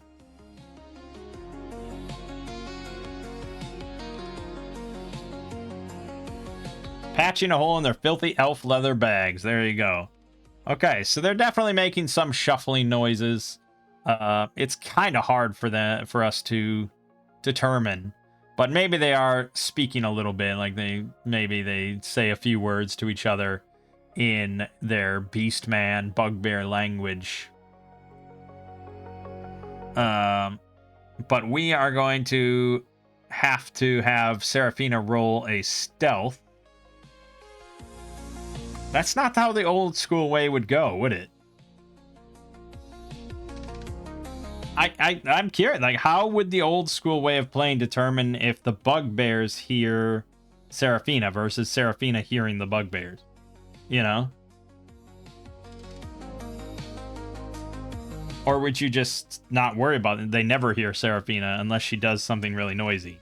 I guess that's the nicer way to do it, I suppose, is just assume that the characters are somewhat confident, or somewhat competent in their basic adventuring tasks. And she's not bumbling around and hitting her armor and stuff. The only problem with that is that...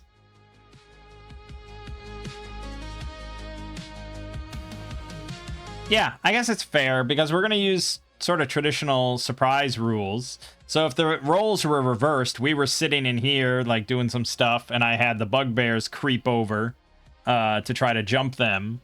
I don't have to give the players a perception check to hear them or anything. I don't have to roll stealth for them. It's just all about the surprise roll.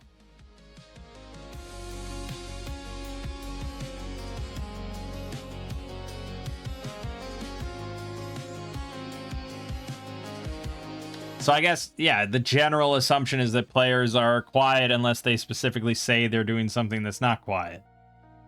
But there are times where you do roll stealth, so it's kind of hard to say. I think the whole doorway thing, but it can lead to a lot of ambushes on the players. Like, they can ambush a lot of targets if I never have them roll stealth for listening at doors and being in rooms near enemies. But usually in modules it says, if combat breaks out here, the creatures in room number 7 come running in, you know, in 3 rounds or whatever. So, yeah, maybe I shouldn't go so crazy with, like, stealth checks or wisdom check, perception check, whatever it is. Okay, then fine. We're quiet. We're making concerted efforts, all of us, to always be as quiet as possible until we're not. So we know there's creatures in the next room. We don't know how many. And we don't know anything that's in the following room. We also, you know, spatial awareness is probably a little tricky. If you were doing this entirely theater of the mind with no map, you wouldn't be able to say, like, oh, well, we could just go around to that other door and that's on the other side and we could break in there. So...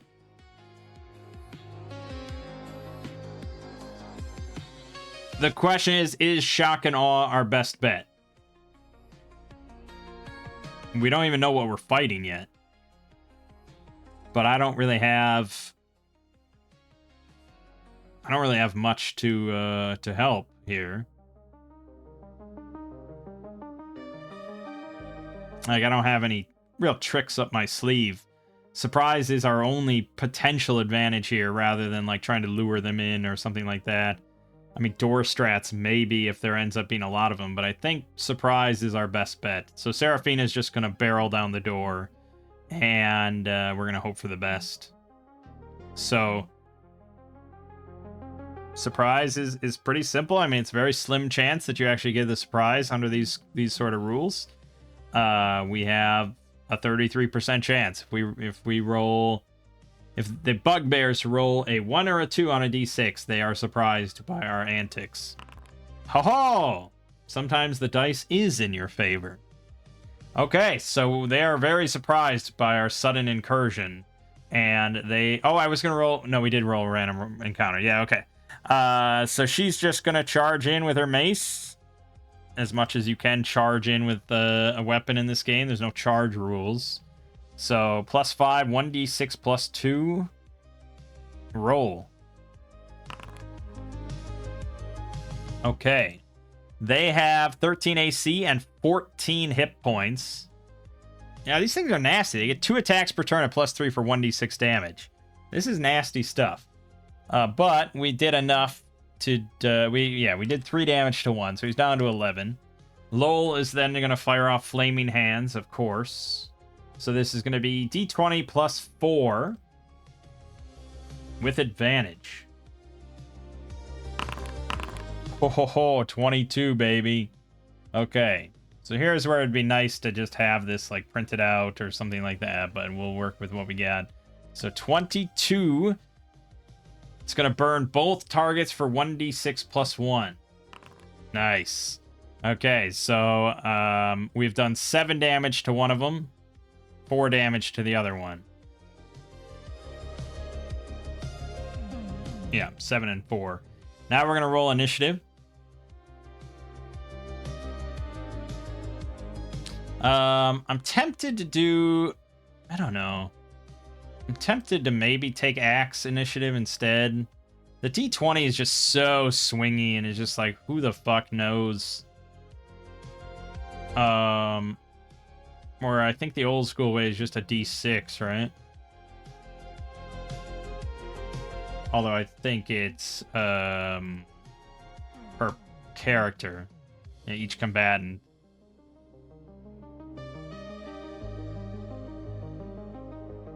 So if we change Shadowdark to be a D6 plus Dex, group-based, these guys would roll +0, we'd roll +1.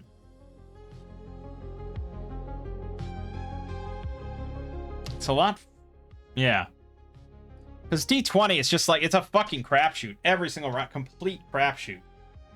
Now, that's solo. In a normal play, you'd roll once at the start of combat, and that would be the result every time. But it's just... Yeah. This at least gives us a nice edge of +1. So we're going to just go to D6 initiative. God. I don't know if I keep at it, you know, eventually we're just going to be playing like Swords and Wizardry or some shit. All right, our initiative is a 4. Their initiative is a 3. We get to go again. Thank God. Seraphina's going to swing again at the one at 7 hit points. That is unfortunately a miss by 1. I could use a luck token because I feel like, yeah, I mean, there's 2 bugbears here, and I'm going to get slaughtered, so we really need a kill here. I'm going to use the luck token to reroll. There we go. That's a kill. Gotta cave his skull in with that hit. Boom! Well done, Seraphina. Okay. Lowell is, Oh, I might want to ward portal on the other door on the opposite side, because if there's something about to burst in from there, or to prevent this guy from running that way to warn others, that might be our best bet. If... Oh, 10-foot range. Okay, I think we can move a bit, because you can move and cast spells in Shadowdark. Yes, I think that's our best bet. We need a 12 or higher to make it basically unopenable for this guy. That's what we're going to roll. So D20 plus 4. We got a 10, and that will lose us the spell. I'm going to use the luck token on that, of all things. There we go. 23. The portal completely disappears, leaving in its place only a blank space of wall for 2d6 times 10 hours. Oh my god. He just makes the door disappear. That guy's gonna... There is a guy in the other room, by the way. I don't know if I mentioned that, but yes, there is another bugbear, the Gorgon himself. Oh, it actually says he won't aid allies. in adjacent areas, and he's easy to surprise.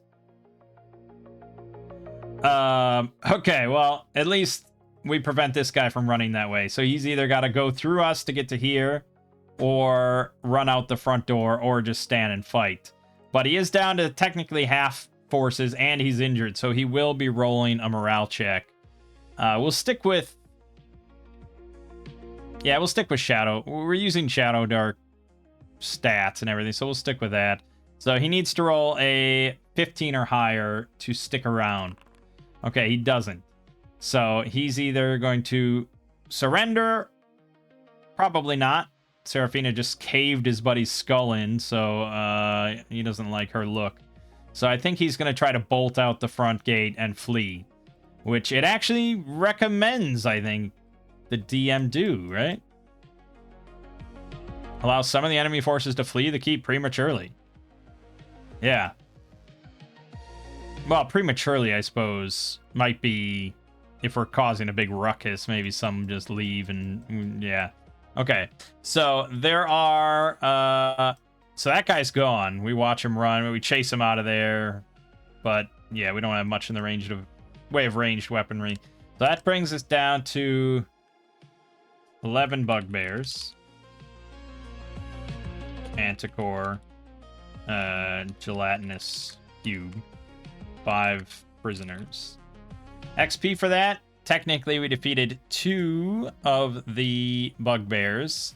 We didn't kill the second one, but we overcame him, so we get XP for that. And for that, we're always going to have to resort to axe numbers, but thankfully it's pretty simple. That is going to be 130. Okay, good. Seraphina is quite surprised that Lowell made that door fucking disappear. And Lowell's probably himself pretty surprised about that. But he did it. In this room, there's corpses, trash, armored corpses, and gore. And one of the corpses is wearing a suit of chainmail. That's excellent. She's going to upgrade to that. Lowell can't wear chainmail. But maybe somebody else can. Maybe one of the peasants can. So that's chainmail on. So technically, if we want to use my normal armor slot system, which I do, this would actually take up 2 slots. And chainmail would take up a lot. 3, 4, 3, 4. Yeah, it's 4 AC though, so it's pretty good. So that would be, yeah, they do it differently, yada yada yada. Bonus attribute 4, slots per item 4. Okay, so she's getting a little full up, but that bumps her AC up to 16 now, which is pretty good. That's why I said the shield AC being lower isn't that big of a deal. Okay, excellent. Now, we do have lower damage, because a longsword in Shadowdark does 1d8. Whereas we're not going to find a one-handed weapon that does 1d8 in using axe. And if we look at 14 hit points for the bugbear here. Oh, no, that would be the same. Okay, good. I'm worried that sometimes Shadowdark has higher hit point values for monsters, but that's good. That would be the same. But they'd get 2 attacks at +3. Here, they'd only get 1 attack. That is a pretty significant difference. But look at that. I mean, we took out 2 of them, and they never got a turn. So that was good. A little lucky, but good. Okay. So now we're going to sneak around to 3. And we listen in there, and we hear this guy just gorging away on food, which seems pretty wild. Now, we are going to burst through this door as well, because that's our strat.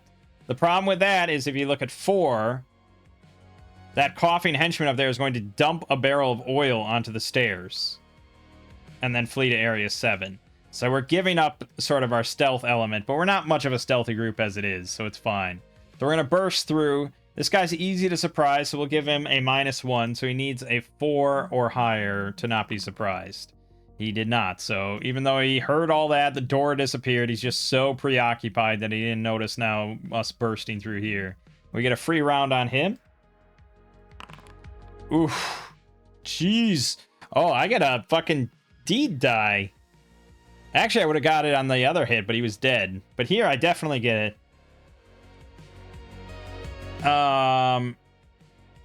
Okay, so the deed die could be anything. I mean, I have Blood Thunder stuff.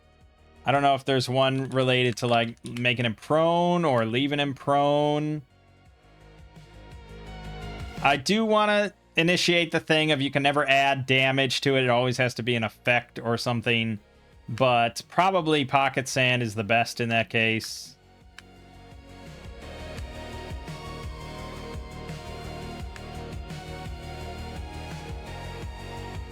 The thing with the deed die, I suppose, is that you get better. But I guess we're not incorporating these. This is more just inspiration for what some things you could do, like crippling his leg or something like that. But we're just doing a flat, more like a minor exploit from Tales of Argosa. It's just, what do you want to do? And then we'll figure out what that means. Usually like some sort of condition or penalty or blah, blah, blah. Yeah, so like crippling his leg. We could probably do, or knocking him on the ground.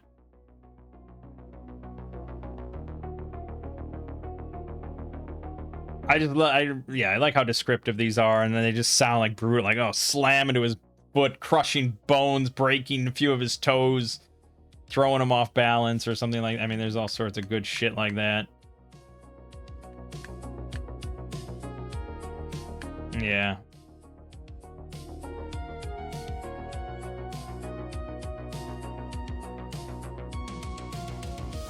Yeah. Okay. So we're just kind of knock him on his ass, basically, like smash into his kneecap or something to send him sprawling on the ground, and that's what happens. I mean, there's no check. The check was rolling high on our attack, as far as I understand that system, and I think someone else corroborated it on a separate post of wanting to incorporate Mighty Deed dice and stuff, of just having a simple way of doing it like that. But it should be, if all things are fair, monsters should be able to do that to characters as well. So back and forth a little bit. But sure, we'll knock his ass flat on the ground. He's taken 6, so he's at 8 health now. We're going to cast Flaming Hands with advantage. We got a 19.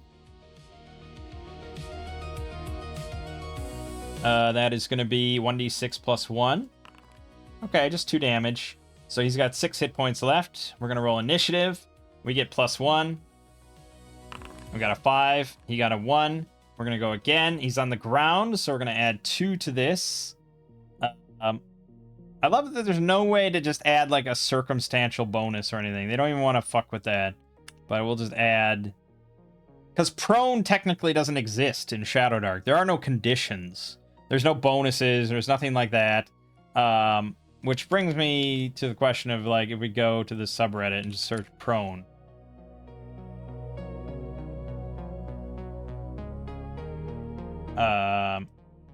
Just see if anyone's...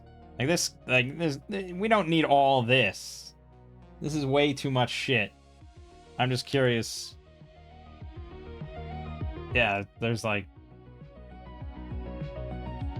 Because normally there's not any spells or anything that apply prone in the rules. It literally doesn't exist. This person has prone negate the dex bonus to AC.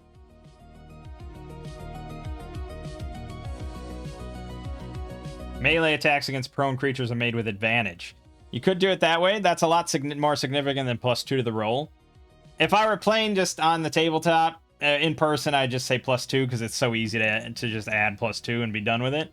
But advantage is severe. I mean, it's... But that incentivizes these sort of mighty deeds, you know? Of just, like, knocking people prone or blinding them or something. Like, advantage is a pretty big thing. So I'm okay trying that. And advantage is coded into the rules.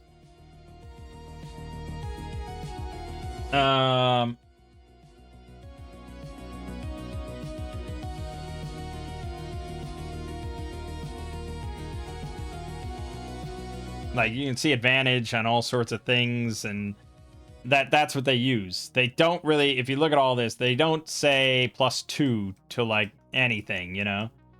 Like, you get magic swords or maybe that add a bonus, but circumstantial stuff is always going to be advantage or disadvantage, which is kind of significant, but that's what they use. So, yeah, I mean, I guess in keeping in line with that whole system, sure, prone gives you advantage. Fuck it. Okay, 13, that is a hit. He was at 6, so now he's down to 3. We'll try to finish him off with another Flaming Hands. 21 is going to be probably 1d6 plus 1. He's dead.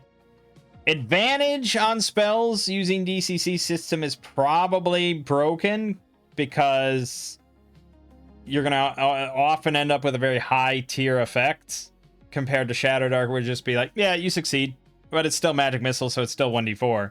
Here it's like, yeah, I'm roasting things with Flaming Hands, or I'm fucking making doors disappear with Ward Portal, or so on and so forth.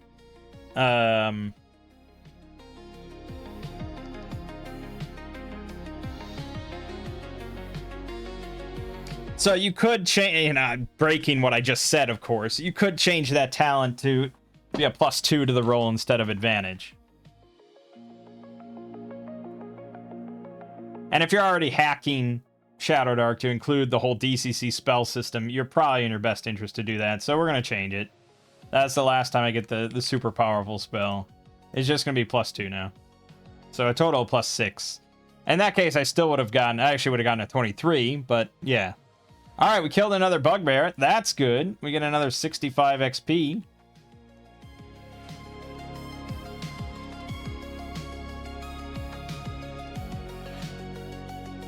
There's nothing really in here. He's just gorging himself on food. So now we're going to go back out. Oh, we should probably roll a random encounter check. We're fine. It definitely was 1 in 6, right? I mean, that was... That's the normal random encounter procedure, is 1 in 6. So it's pretty unlikely. But there are 4 levels to this keep, so let's not get cocky.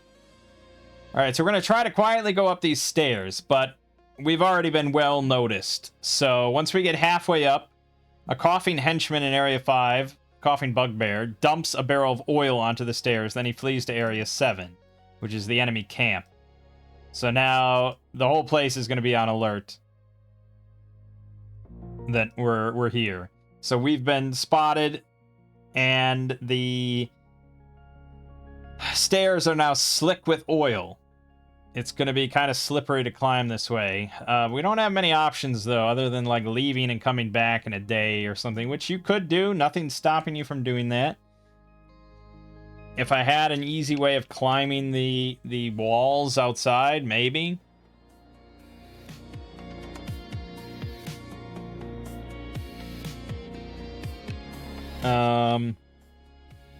If I had crampons or whatever they're called, maybe we could climb without trouble. I have Featherfall I could cast and like open a rift in reality.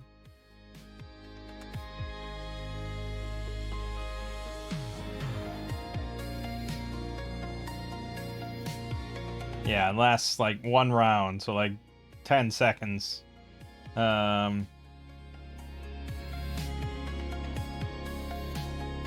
could, but I don't know if we want to open a rift in reality just for that. So we'll just try our best to be steeled against the oil. Especially because we're kind of theoretically walking into an ambush. If this guy was really an asshole, he would have dropped a torch or something on us, but... Alright. DC 9 dex check to safely ascend. Here we go, Seraphina. She got it. She gets to the top. She's going to look around at the top of the stairs. So there's 3 50-gallon barrels on a rack here filled with slippery, flammable oil. Oh, you don't say. Well, this is going to be our keep. You know, we don't really want to break that much stuff or burn the place down, so... I don't... Yeah, if I didn't give a shit, I would say, yeah, just pour that under a doorway and light it on fire and call it a day, but I don't really want to burn the keep or leave it just entirely smoke-filled and soot-covered and all, you know. But we could maybe use a little bit of it to set an ambush. But otherwise, she doesn't really see much. We can go to the second floor now. Alright, so we were at 5. So we see a door there and a door there. Bugbears are damn stealthy, so now that they're aware of us and they're waiting in ambush, we're not going to hear a damn thing. So, for us, it's a crapshoot as to which door they're behind, or they're behind both doors or something. I mean, she's certainly on alert to see if anything comes out. But she's going to toss a rope down to Lowell, so that he can just hold onto the rope in case he slips. So I'll have him roll just in case he doesn't need the rope, but it's there if he does fail. No, he doesn't even need it. He's sure-footed. Okay, good. So, yeah, if I had... We could cast Ward Portal on this door and barrel through this one. Or we could cast Ward Portal on this one and barrel through that one. But I think either one's probably the smart option. It's hard to set... They know we're coming. I mean, we can be certain of that. Whatever room they're in, they know we're coming. There's not going to be... We can't surprise them. And we know that they know that we know. So nobody's surprising anybody here, really. But if they're behind both doors and we've sealed one, we can maybe separate them a bit, at least for a little bit. I mean, we don't know about this door, but we can at least separate them a bit to give us time. But if we don't know about this one and we ward the portal here, we might not be able to get in for quite a long time. How long does that last?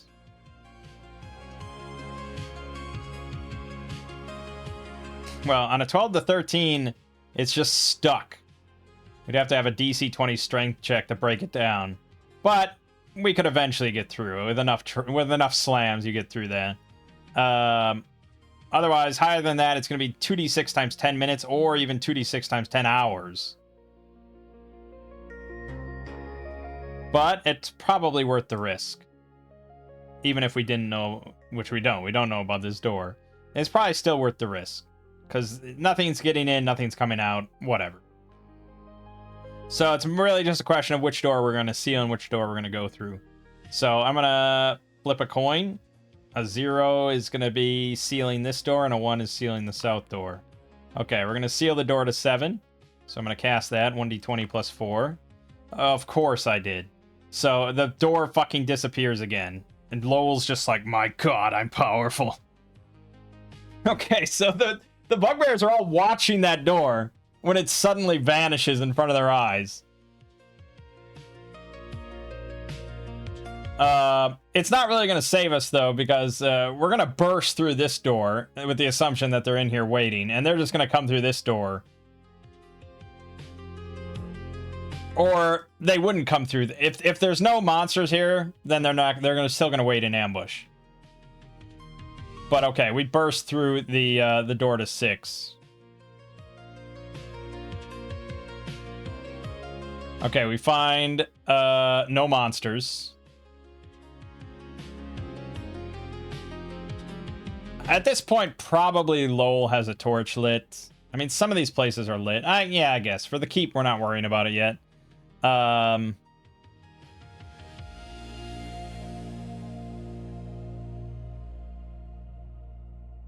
So we find a small iron lockbox, 2 crates covered in tarps.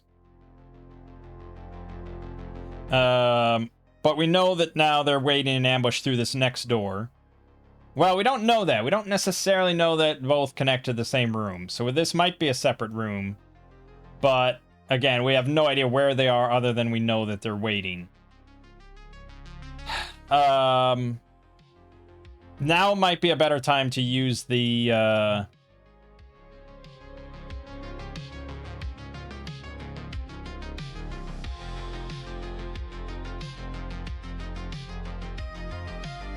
The oil.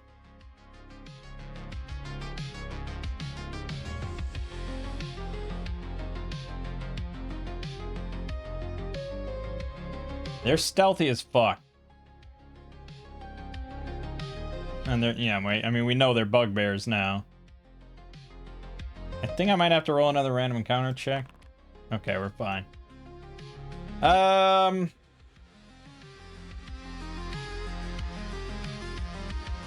Let me think.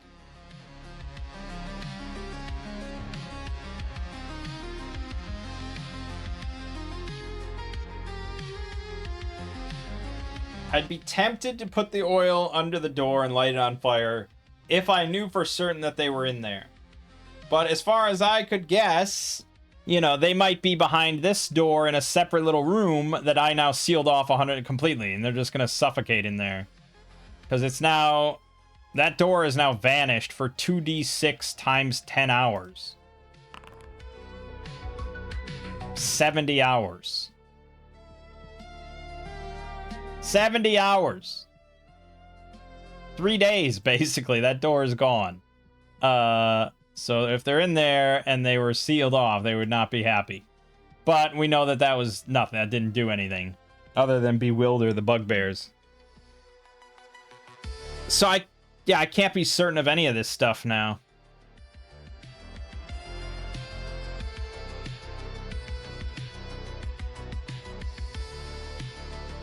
And if I just open the door, I'm not going to see them. They're lying in ambush, and they're stealthy, so I won't see anything. And if I walk in, there's a good chance that they're going to then surprise us and ambush us.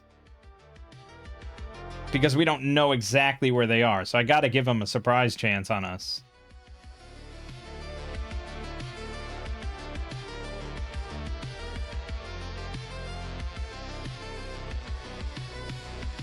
Fuck.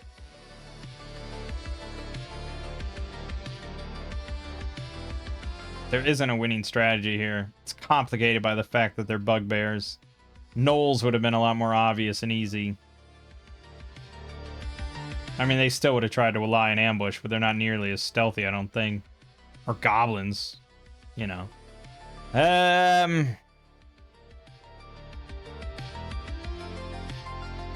As much as I'm going to sit here and try to come up with a clever plan, I don't know if I have one that I can utilize based on what my characters would know. I mean, obviously, if I was just breaking the meta knowledge, I could do all sorts of stuff, but based on what my characters would know, they have no idea where these things are located or the layout of the rooms.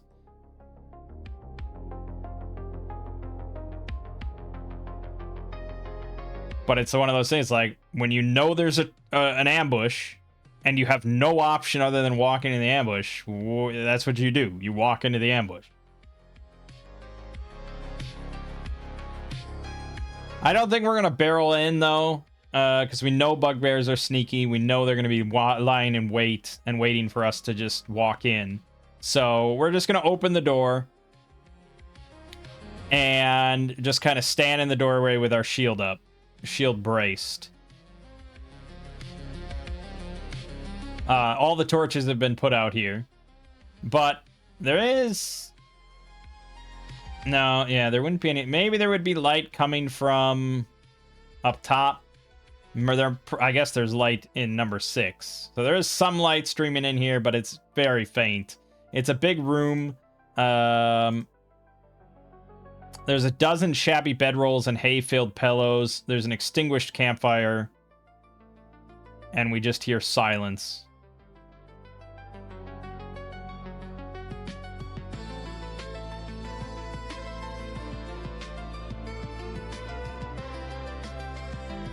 If you've got a solution, lol, now would be the fucking time.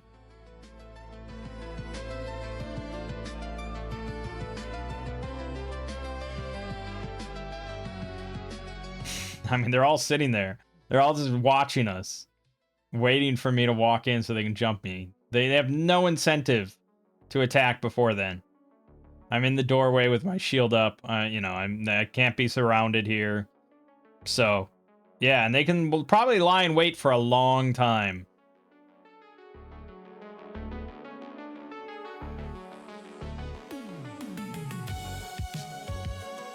But we can now, since we do have some light, we can probably see the layout of the room. So we can see, based on our spatial awareness, there should be a door here, and there isn't. So we know that that's that, and it's just one big open room. If I light this place on fire, they're probably all just going to flee up the stairs. It doesn't really solve any of our problems. It just sort of shunts them forward to make a bigger problem. And then we have this room on fire, which we have to get through, and the room will be torched in the future. So it's just... it gets them moving, but it doesn't solve anything. If I walk in there and I get surprised by 3 bugbears with 2 attacks each, I'm dead. Straight, I mean, I'm just fucking dead. This is really not an easy situation for 2 characters.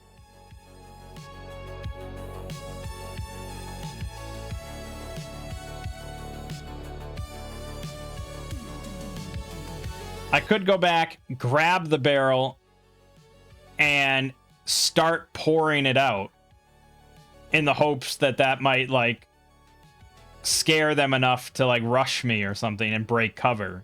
But if they don't, if they call my bluff or whatever, then I either just have a bunch of oil on the floor, or I have to light it on fire and follow through. So it's not really a good plan either. We can cast Snake Trick, and I could turn an object into this room into a snake. I guess that could be our best plan, isn't it? That could be our best plan. So let's say we roll a 14. We transform a non-magical object up to the volume of a longsword permanently into a snake of like size. Must be within 25 feet. If in the hand of an enemy, immediately strikes before slithering away. Okay.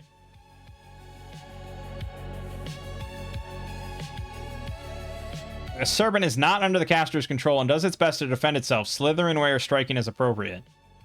Okay, so we can just maybe spam this as much as possible to just transform a bunch of shit in this room into snakes in the hopes that they either bite one of the bugbears or scare them out of hiding.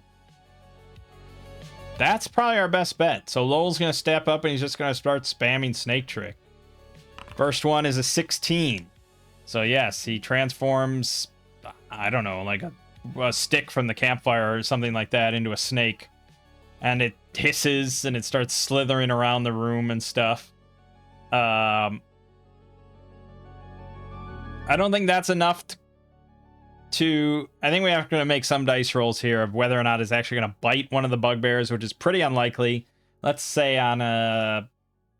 We'll say on a 6 on a d6. Okay, well, you know, that works. I was actually probably going to set it to be harsher than that. No, I guess I was going to say 18, 19, or 20 on a d20, so that's about equal. Okay, so it slithers over to one of the hiding bugbears and is going to bite him with +3 on the dice roll. Oh my god, okay, so it sinks its teeth into its furry foot. For 1d3 damage plus poison. Okay, so just 1 damage. It just pricks him. The poison, Fort DC 15 or 1d4 strength damage. That's probably harsh. I don't know if we have...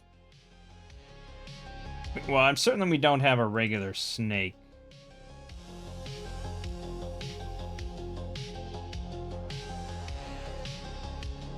Wow, okay.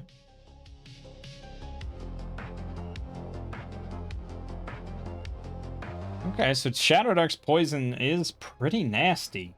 Surprisingly. Okay, I thought there'd be more of, like, strength loss or something, but... That's a badass image, man. That is really... I'd love to have this hanging on my wall, to be honest. That's awesome. Don't get distracted. Get it done. Right. So it's got to succeed on a DC. We'll make it 12. He's got +3 strength. DC 12 strength check. He failed. I probably should have done con. Never mind. It should have been con. But he still failed. So he's going to lose 1d4 strength. He loses 1 point of strength. So we'll put that one at a +2 strength instead of 3. Sure. Okay. Does that cause... That causes him to certainly yelp out. They're not that well trained or anything. And disciplined. So that causes that one to yelp out. So we see that one. And he sort of scrambles a bit. He knocks over like a box or something to get away from the snake.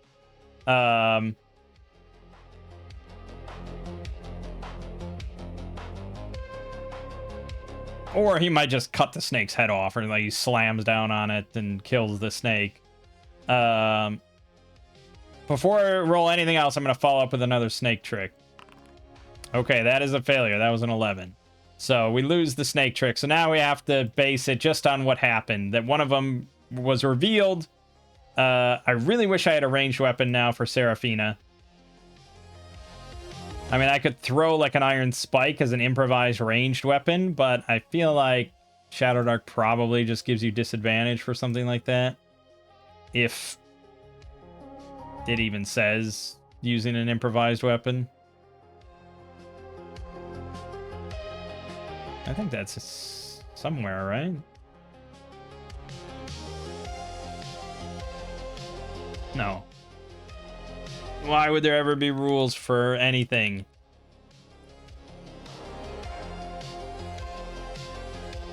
That's the only mention of improvised in the rules. Okay, well then let's go to Axe. What does Axe say for improvised? It's probably in here a bunch. No.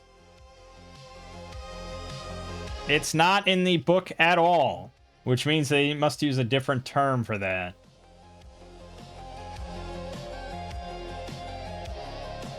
Interesting.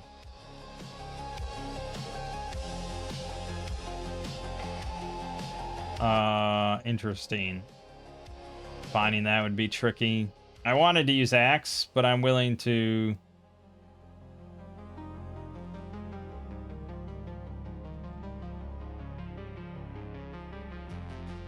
I'm willing to use some other game.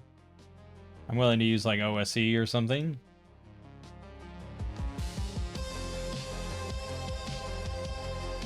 OSE doesn't have rules for it either. Huh. Crazy.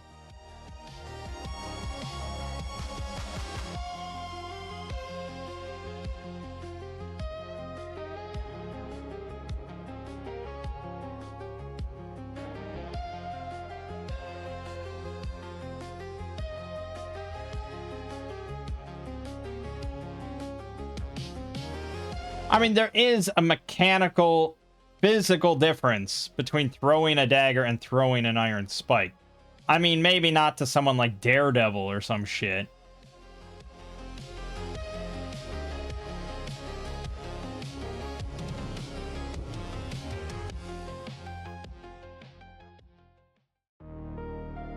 It comes up pretty rarely, because usually you have normal weapons. Weapons are pretty plentiful. You have what you need at most times.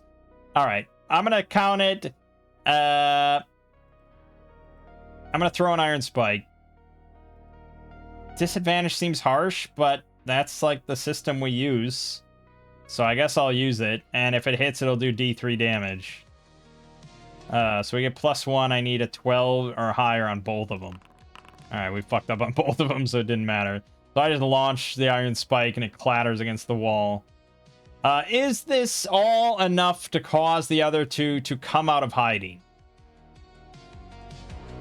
I think they have to roll a morale check, but I think it's going to be with advantage. Because if they make their morale check, they're going to stay in hiding, and because the situation hasn't changed that much other than I now spawn. They clearly are aware that I have a wizard in the party. It's making doors disappear. He's summoning snakes in the room. Like, God, you know, it's... So there is a chance that they jump out of hiding and rush me. Okay, unfortunately, they are disciplined enough. But is the one that got bitten? He's going to get a separate roll. He also made it. So, he killed the snake. So he's just going to go back into his hiding spot, even though we watch him do so. So the situation hasn't really changed, and I've now lost Snake Trick.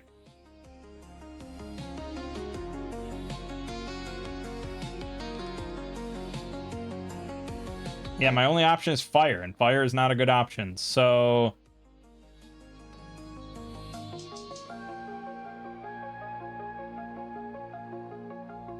fuck it. Fuck it. Fuck. Alright, I don't have any options other than leaving and hiring people from some faraway town and coming back. We just have to go. So Seraphina's just gonna chin up and charge in and towards the one that she saw.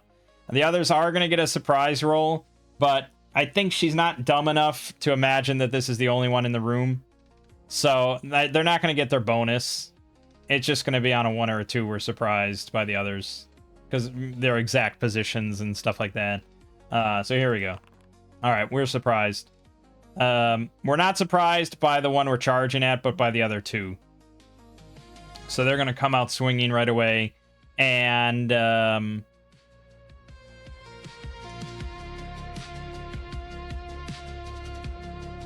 they get 2 attacks each at +3. So they need to roll a 13 or higher. 1, 2, 3, 4. 1 hit, but also 1 fumble. Okay, so he's going to do 1d6 to me. 2 damage. And I'm going to swing back at him. Nice. Hit for 3 damage. I also can do a deed. So I'm going to fucking throw pocket sand in his eyes and blind him. For a round. And now we have initiative. We get +1. They don't get +1. We rolled a 2. They rolled a 3. They get to go again. So now there's going to be... well, there's going to be 6 attacks on Seraphina. One of them's, though, going to be at +2 instead of +3, and one of them's going to be with disadvantage. Well, 2 of them, whatever. Alright, so let's roll the normal guy first, with +3/+3. He hits twice. So 2d6. Wow. That was lucky. Then the one with only +2 to the roll. He hits once. Technically, I think he does get an exploit. So he's going to knock me prone. So that's 3 more damage. But I'm prone now for the last guy who's, somewhat blinded. So that negates the disadvantage. And he just does a swing normally at me. And he hits again. And now I'm dead. Great. Okay. Awesome. Lowell now is going to go. He's really going to have to fucking spam Flaming Hands. Too bad I nerfed it. He does have a horrid expression, though, and they are wary of the mage, so that might help us. But, yeah, he's going to roll +6 for Flaming Hands. He fails and he loses it.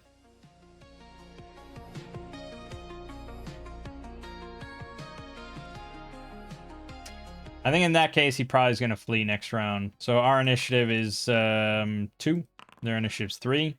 They're going to rush down Lowell and almost certainly kill him with his 9 AC.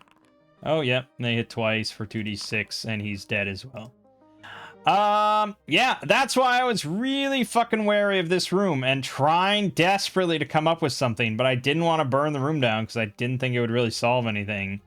I didn't have anything. I had shit spell. If I had an AoE sleep spell, just done. But I had nothing except Snake Trick, and we lost that so quick.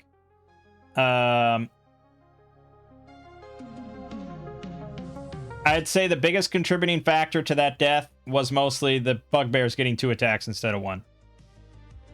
That is a pretty massive swing in damage potential. That's basically as if there were 6 bugbears in that room against 2 characters. Against 1 character, really. So I don't know if I agree with using that stat block. But that is the bugbear stat block. I mean, that's from the vanilla. I mean, it's not different. So I think there's a decent chance that we ended up with possibly one of the hardest combinations for this fort. Let's look at deep ones real quick. 10 hit points, 13 AC. They also get 2 spears at +2. So, yeah, I suppose that would have been also pretty bad, but easier for sure. They get 1 less attack value, and they have 4 less hit points. So there's that. I don't know why it's pointing out the bugbear. Oh, the bugbears were supposed to have 10 hit points and be level 2. So they would have had +2 to hit instead of 3. They were leveled down. Because they're normally level 3. That's why it says that. And it levels up goblins and levels up orcs. Fuck. I didn't realize that. Yeah, so they would have +2 to hit. And they would have had 10 hit points. Would that have changed anything for dice rolls?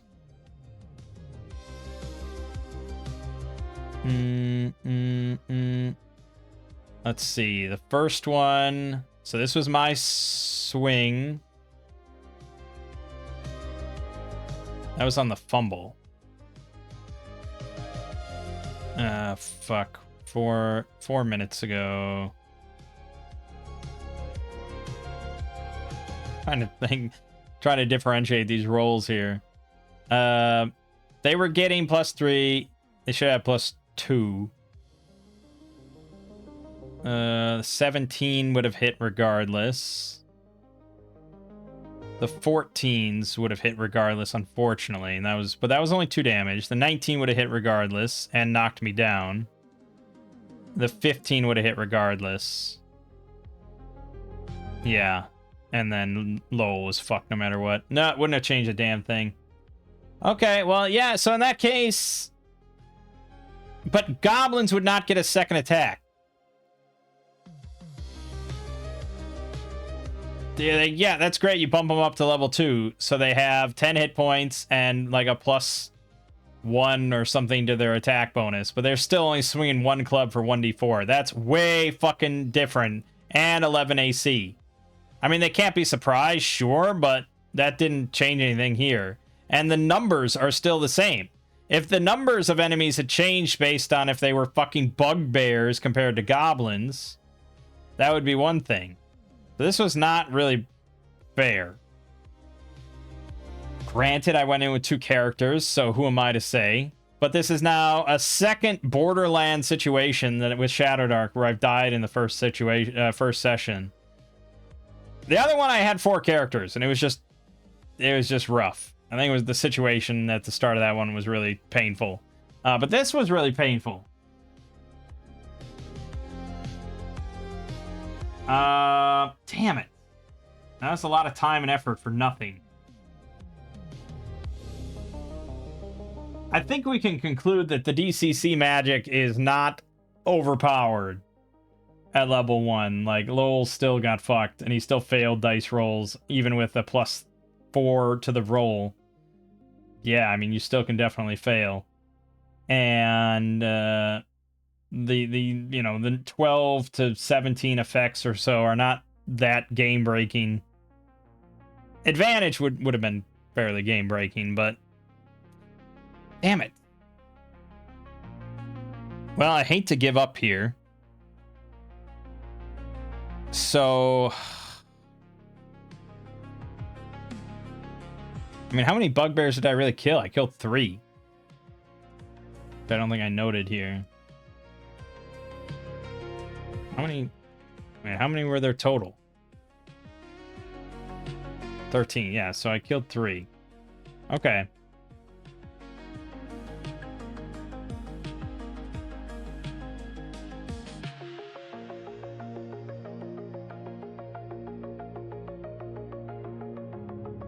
Level 2 obviously didn't help me too much.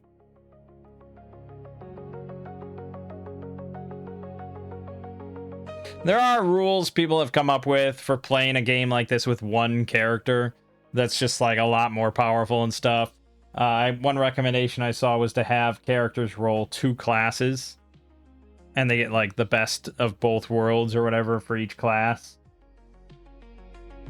So had I rolled up Seraphina as a fighter slash priest, then that probably could have made a difference.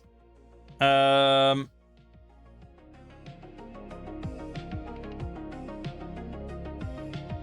don't know how you're meant to do that with talent rolls, or you just get to roll double the talents. That would be kind of nice. And then it would be a question of if we want to use DCC cleric spells, which I think we do.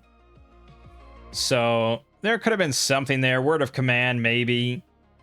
Or, yeah, blessing, maybe. Actually, on someone like her, Holy Sanctuary could be pretty good, or paralysis could be good. Yeah, there'd be a few that would be good. Second Sight maybe would have actually given us a bit forewarning that I could have used. Okay, well, I guess next time we'll roll up some more characters. I'm just debating if I want to stick with 2 or not.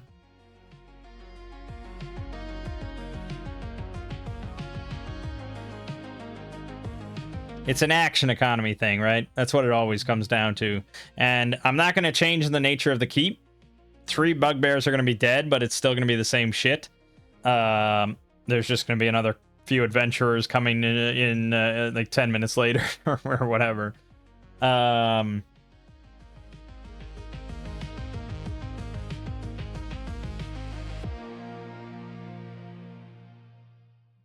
Yeah, the fact that bugbears get 2 attacks is just really brutal. So I guess we could go with 3 characters. I really don't want to go up to 4. It's a lot to juggle, and I feel like I should be better than that.